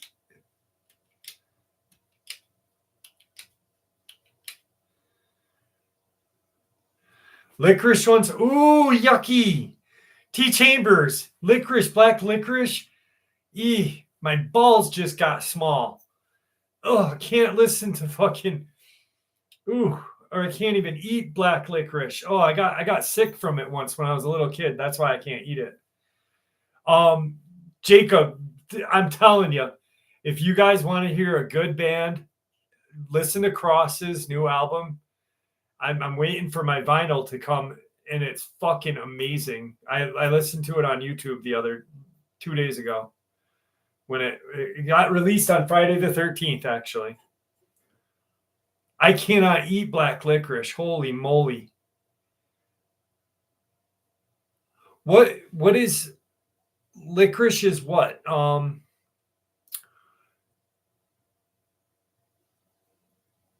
Jacob, you'll like them a lot. What is the flavor in licorice? Is there a flavor that makes licorice licorice? Brown Snake. Yup, you know it. The Ultimate 5 guitar. Eddie, Sarvi, Jimmy, Santana combo. I'm telling you, Max, if you want to watch Prince play As My Guitar Gently Weeps. Holy shit. Scorpions are great. Randy Rhoads was great. Prince is great. Love Prince. Yeah, it was the Traveling Wilburys. Well, it was the Jeff Beck tribute, and Jeff Beck's son was in it. Licorice Root. Okay. I used to think licorice was made out of fennel. They kind of smell the same, right? You guys think like licorice, black licorice, and fennel? Yeah, thank you. I'm not the only one.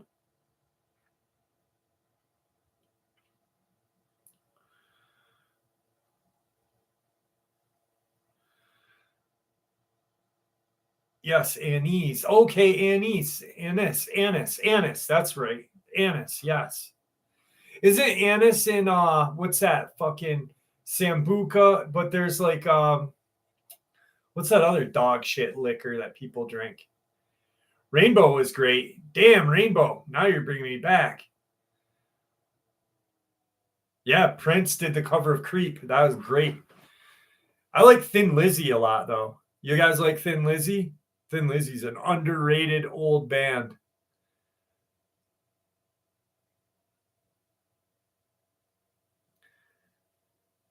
Okay, so am I right? Is anise, fennel, and black licorice the same or no?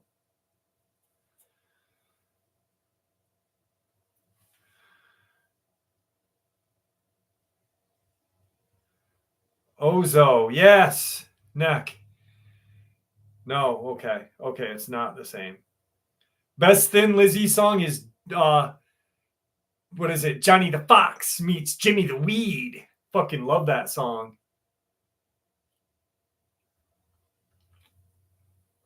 Huey Lewis in the News. And what was that other fucking Huey Lewis? Man, I'm gonna think all night. Oh, $20 is $20 is outside.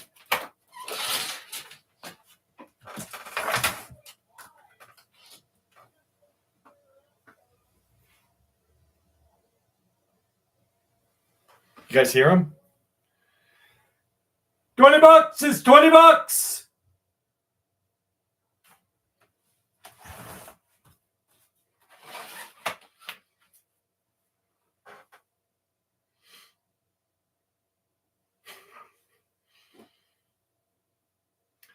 I had absinthe when I was younger. It was kind of weird. Dude, those people are like, what the fuck just happened? 38 special. Yeah, boy.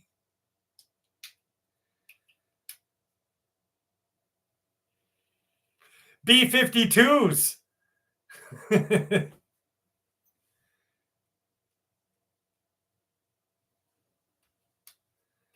I thought absinthe was made in France. I thought like real absinthe came from France. Yeah, I did not like it at all. It was like drinking like fucking yuck water. Well, it wasn't like water, it burned, obviously, but it was like, oh.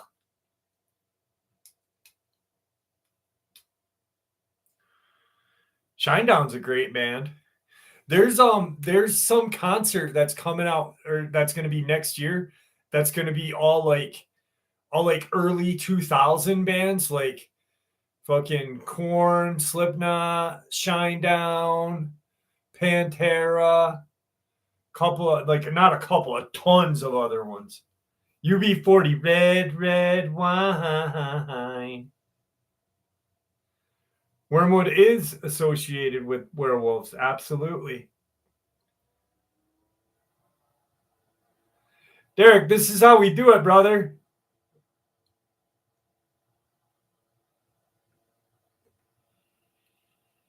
I'll see you tomorrow. Thank you for becoming a member of the channel, Derek. Peace out, brother. I'm going to do a couple more encounters, so you can stay if you want.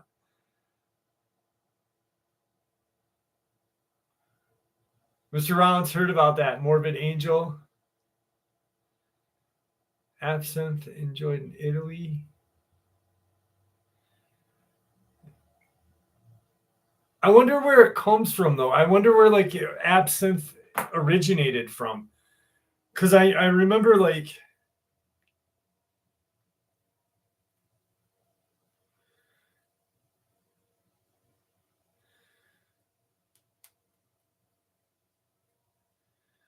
where was absinthe created? Switzerland! Switzerland. The good old Swiss. I need serenity.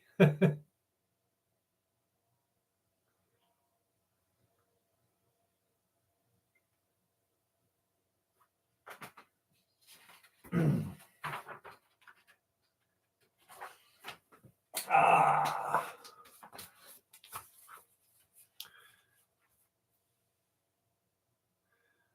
Leslie, I just said it. I beat you to the punch, girl.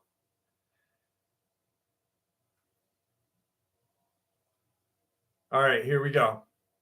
I'm not sure what I saw. Names and details leading up to this encounter are not very important, so I'll just set the scene.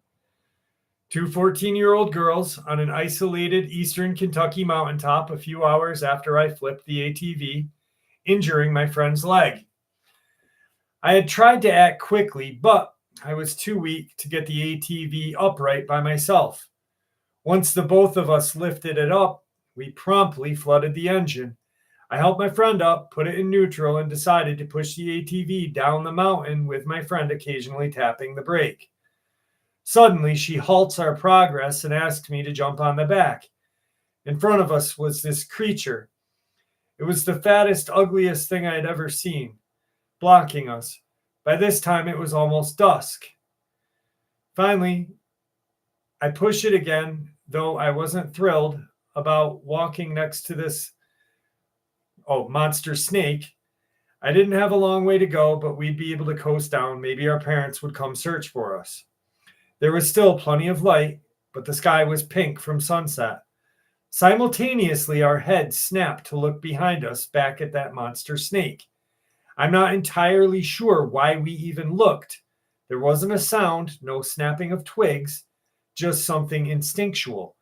Because we both looked back at the tree line path we had slowly come through. Every hair that I own is raised. My blood ran cold in an instant. I spared one quick glance at a friend, mostly because I hadn't seen it yet. She had. She was completely frozen. I followed her gaze about 15 feet behind me. There sat this creature, hunched over, boneless, yet somehow humanoid.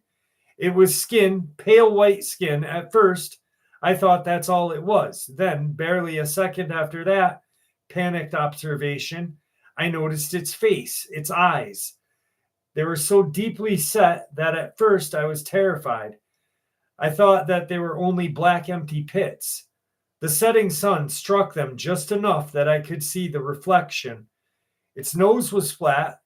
This hunched, naked, pale creature was studying me just the same.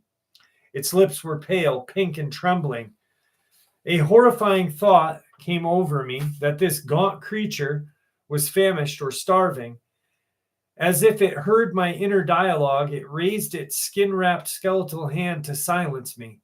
Then it waved its clawed one finger. The sweetest sound I had ever heard. The ATV started. My friend must have turned away long enough to try it, so I risked it. I leapt onto the back of the ATV, sobbing, and wrapped my arms around my friend tightly. When I glanced back, it was gone. Halfway down the mountain, we ran into my parents. It was almost pitch black. We survived and talked about it later at the hospital. Turns out, she didn't even know how to start the ATV. It wasn't her.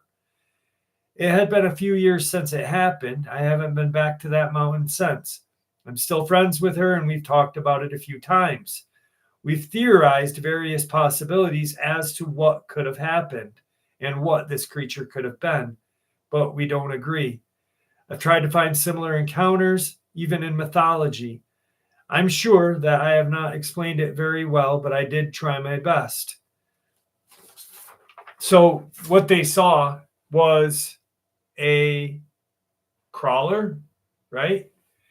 But if her friend didn't start the ATV, did the finger? Arabic, what do you want me to ask Victor?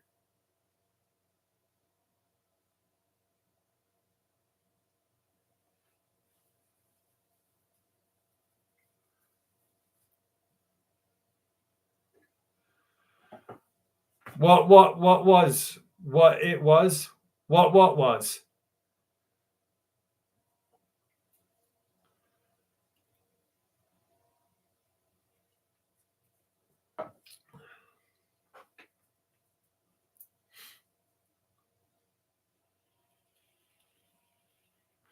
I have not talked to Victor in a while, Arabic. To be honest with you, brother.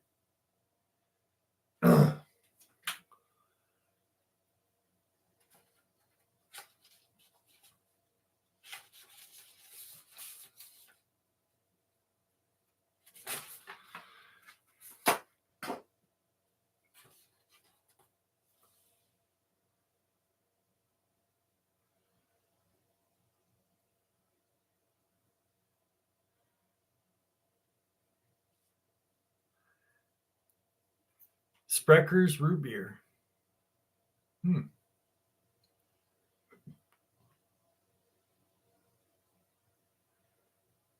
That's not true, Arabic. I don't know why you say that, but that's not true at all. And I don't know why you're being a dick like that, but whatever.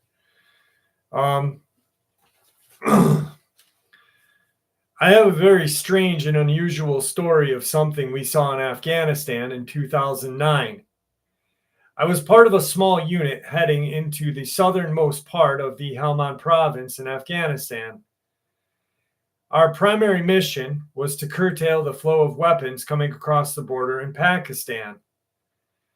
To accomplish this mission, we had some DEA guys with us as we were attempting to slow the heroin flow from Afghanistan to Pakistan.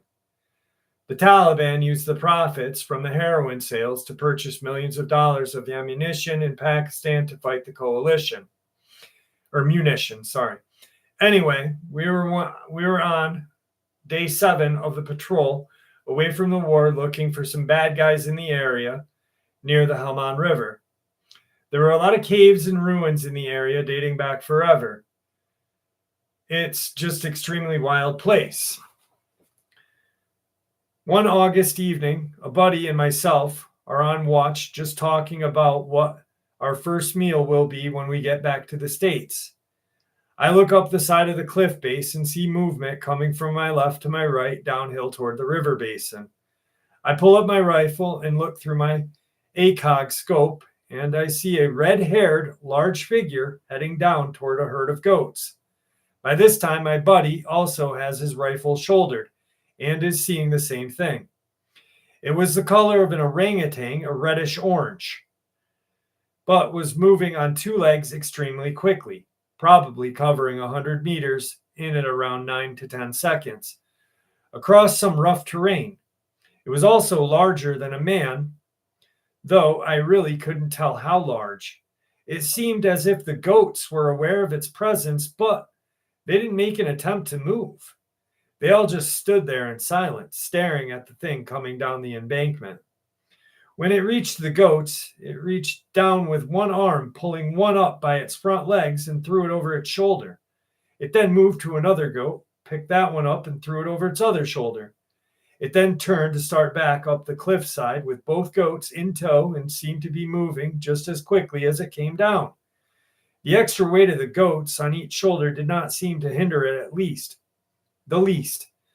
We watched it until it reached an area known caves and disappeared. This all happened about 500 yards from our position. My buddy and I both looked at each other, and you could tell we were thinking the same thing. What the hell was that? At the end of the deployment, I went in and talked to one of the environmental health guys and told him this experience. Those guys are supposed to be experts on all critters and such you may encounter when you're in country. But he seemed not to have an answer for me. Anyway, to this day, I still have no idea what that thing was. It was certainly not a man. Maybe I'll ask Victor.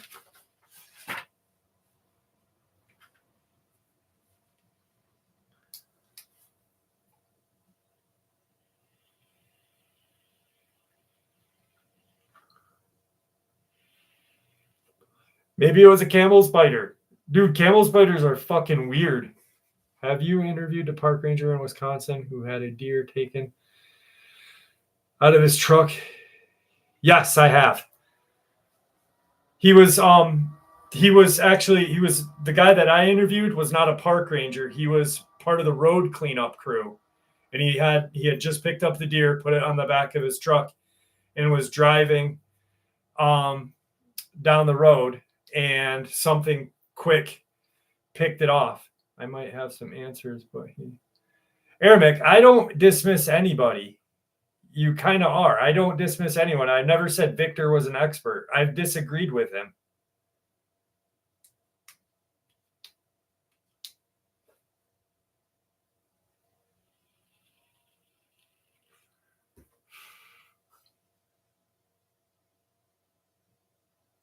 The sailor said, "You're a fucking girl." Prince with Steve Vai would have been awesome.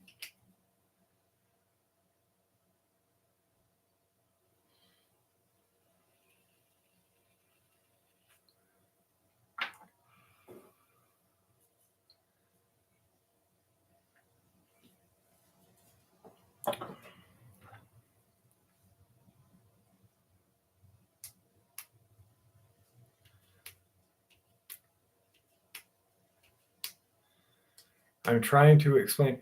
Ermic, I didn't see you explain anything. I didn't see anything that you said. I didn't attack you. All I saw was you keep saying, ask Victor, ask Victor. And then I said, what do you mean by that? And then you said, it seems like you only believe Victor, like a little bitch, dude. What am I supposed to say? Like, I didn't dismiss you. I didn't see anything you said. The last thing I saw you say was the Mothman is false. That's it.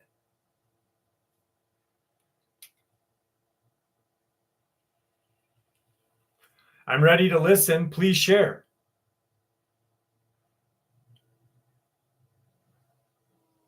Right into the Shield Desert Storm. I hated camel spiders over there. I heard that camel spiders run in the shadow of, like, when troops were walking, that they'd run through, like they'd stay in your shadow so they wouldn't like burn or whatever. Is that true, Max? Ermic, I'd love to know what you got to say, brother. I don't want you to be butthurt, honestly.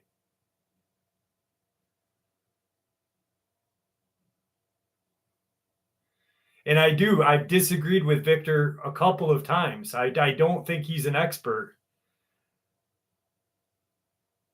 And I've never said he was either. I said he's a hunter. He's not an expert.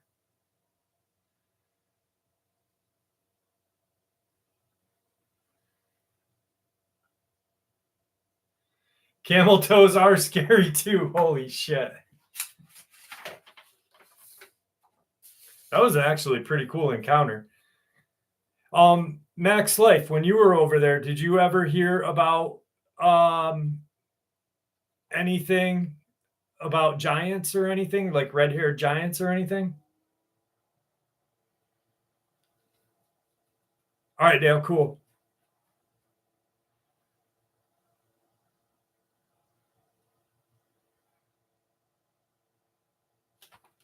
Love camel toe.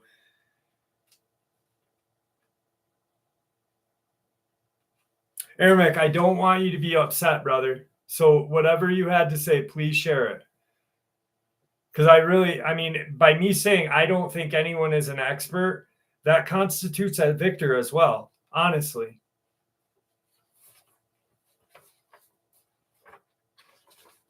Suji, how are you?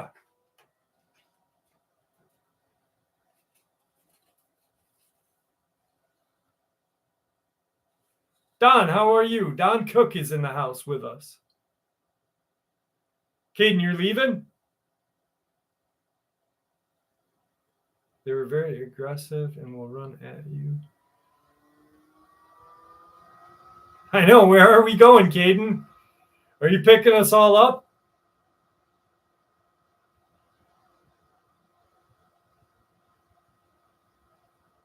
Oh, he emailed me. Okay. I I will have to find his email.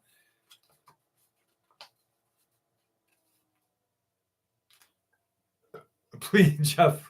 I didn't say anything more about it, Bronze. You're the one talking about the golden shaft.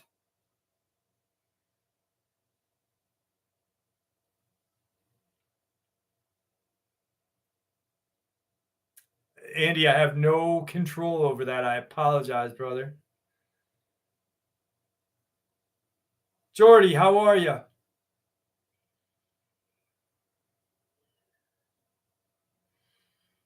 I smashed it with a golf club. Oh my God. Melody, have a great night. Be safe while you walk your puppy.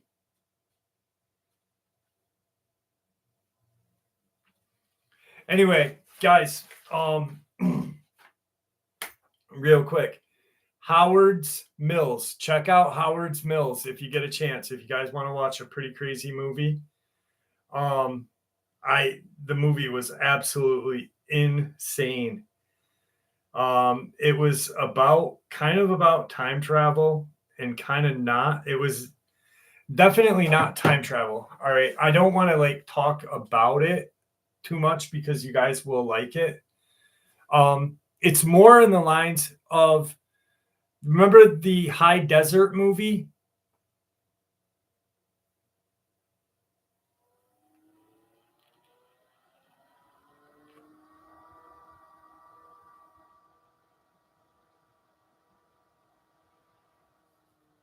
Max Life. My dad actually said that too about the SAS.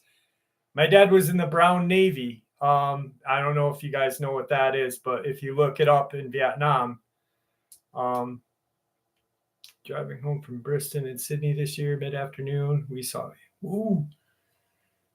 Nick Palm Beach. Could you please email me that encounter? I'd love to read it on the channel.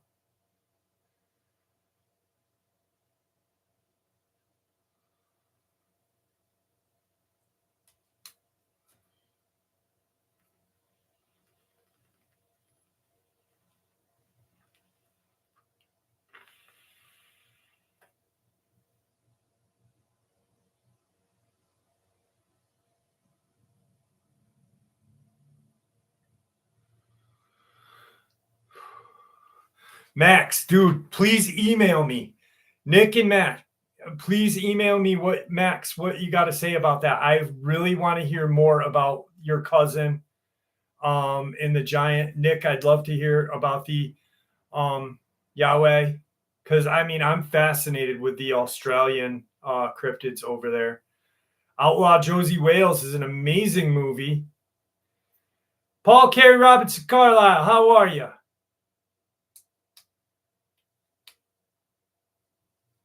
I'm not sure. I am not sure. Clint Eastwood was a pimp. Dude, and he was jacked too. He was fucking jacked. As I tried to explain back in the 60s, the military was trying to expand the paratrooping 100 troops, parachuting American soil with the mission of not getting caught.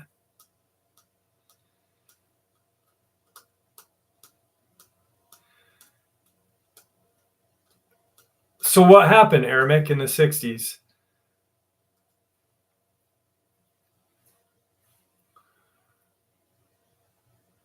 Oh, I don't know, to be honest with you, Paul. Maybe not, to be honest with you. Aramik, and please don't be mad at me for, like, I wasn't trying to be a dick, but you were kind of coming off like a dick. We were both coming off like a dick. It was like two dickheads fighting. And that's something you don't want to happen, because that's gross. Pale Rider's a great movie. Oh, shit. Pale Rider. I think the few dollars cheaper ones were good too. Or the few dollars more, few dollars cheaper. I really want to know more about the 60s, American soil with a mission of not getting caught. So what happened? Did they were they Unforgiven? Wasn't Unforgiven his last? I think Unforgiven was his last Western movie he did.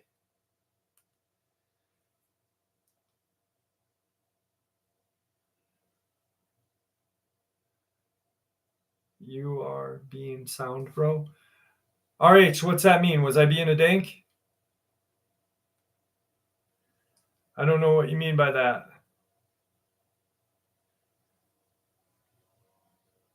Hang on, I gotta say goodnight to my daughter. Good night, buddy. I love you. I'll see you in the morning. Wake me up.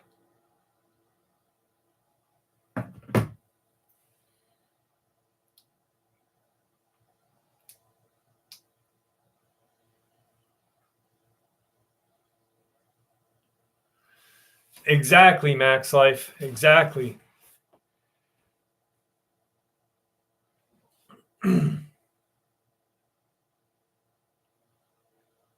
I want to know more, Aramek. Please.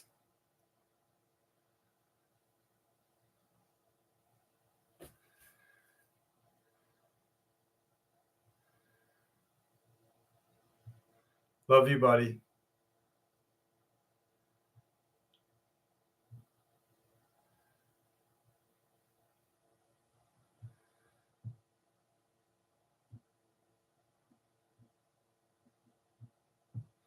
Sorry, guys. They landed at random hours in random spots and were spotted by many random people.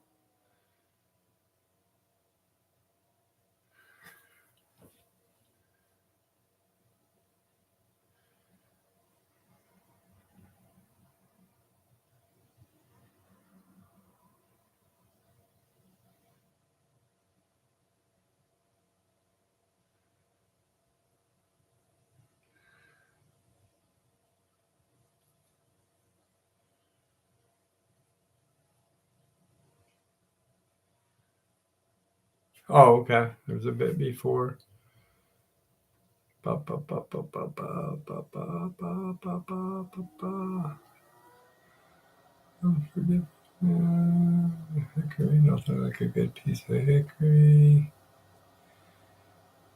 Yeah.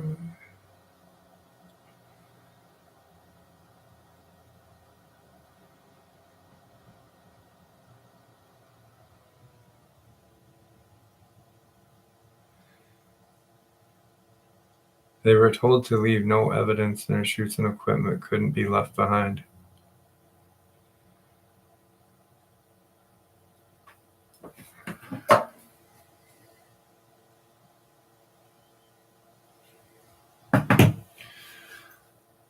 So what happened? Paul, I just watched No Place for Old Men, or No Country for Old Men, or whatever it was. The red night vision allows you to see demons.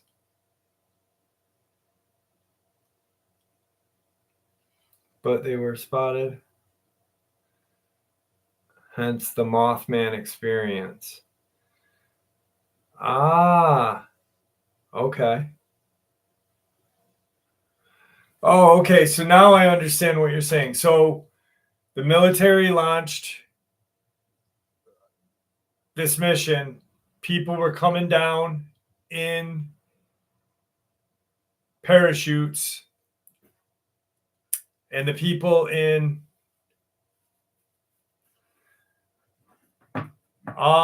actually there was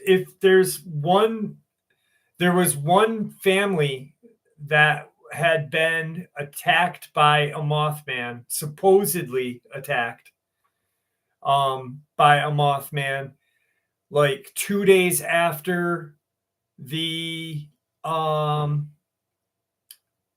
days after the bridge had collapsed, and it was in like a junkyard.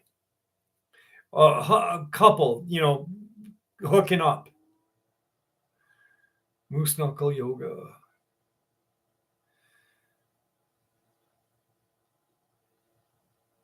Yeah, a bridge collapsed. There's a lot to the Mothman experience, like the Mothman prophecy. There was a bridge that collapsed. People saw this Mothman creature, and a bridge collapsed.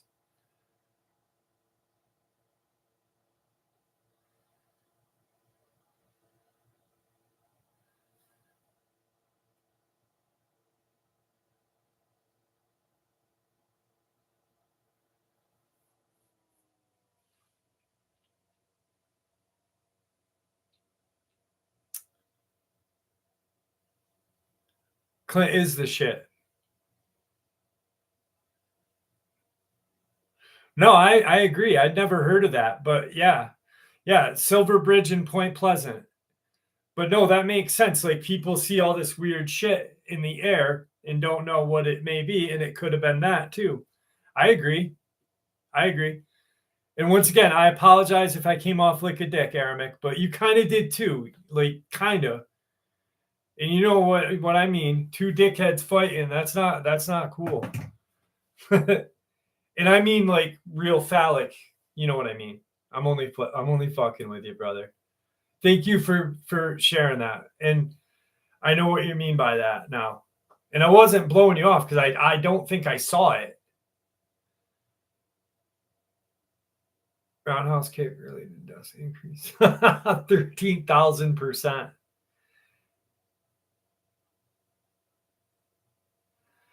Clint spaghetti westerns were the greatest. Aramic pictured it. You pictured it, Aramic.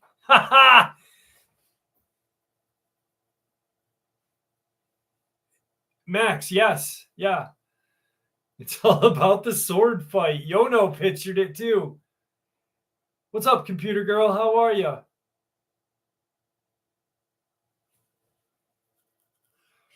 All right, guys, we've been on for 2.5 hours. What? We've been on for 2.5 hours. My skirt. I just want to thank you guys for hanging out with me. Max, please send me the encounter. I really want to hear that one. And fuck. What was damn it. I forget his name.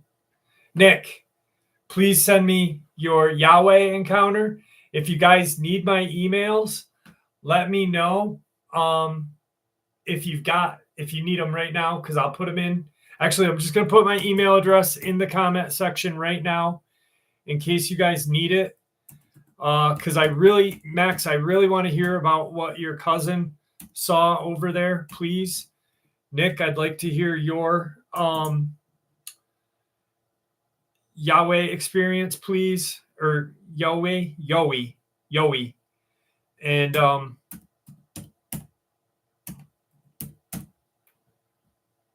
there's my email. Anyway, Aramic, sorry for arguing with you.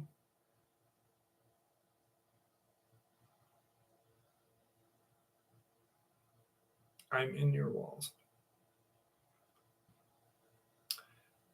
Ron Snake, have a great night. Janie, have a great night. Aramic, thank you.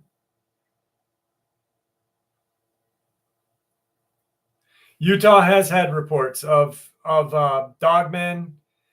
I think they've had some sort of flying cryptid. Computer girl, how are you? Thank you for joining us. Max Life, Dale, Suji, Joe, James, come to Jesus and be saved. Absolutely, my friend. Absolutely.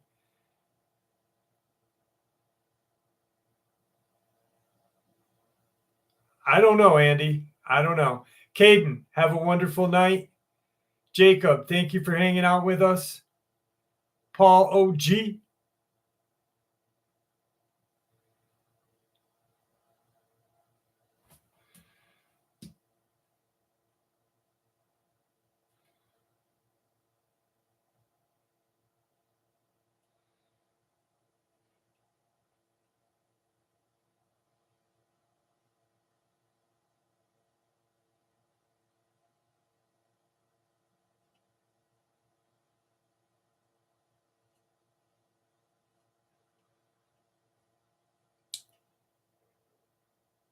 All right, guys, I got to go make Belle some food and then hit the hay.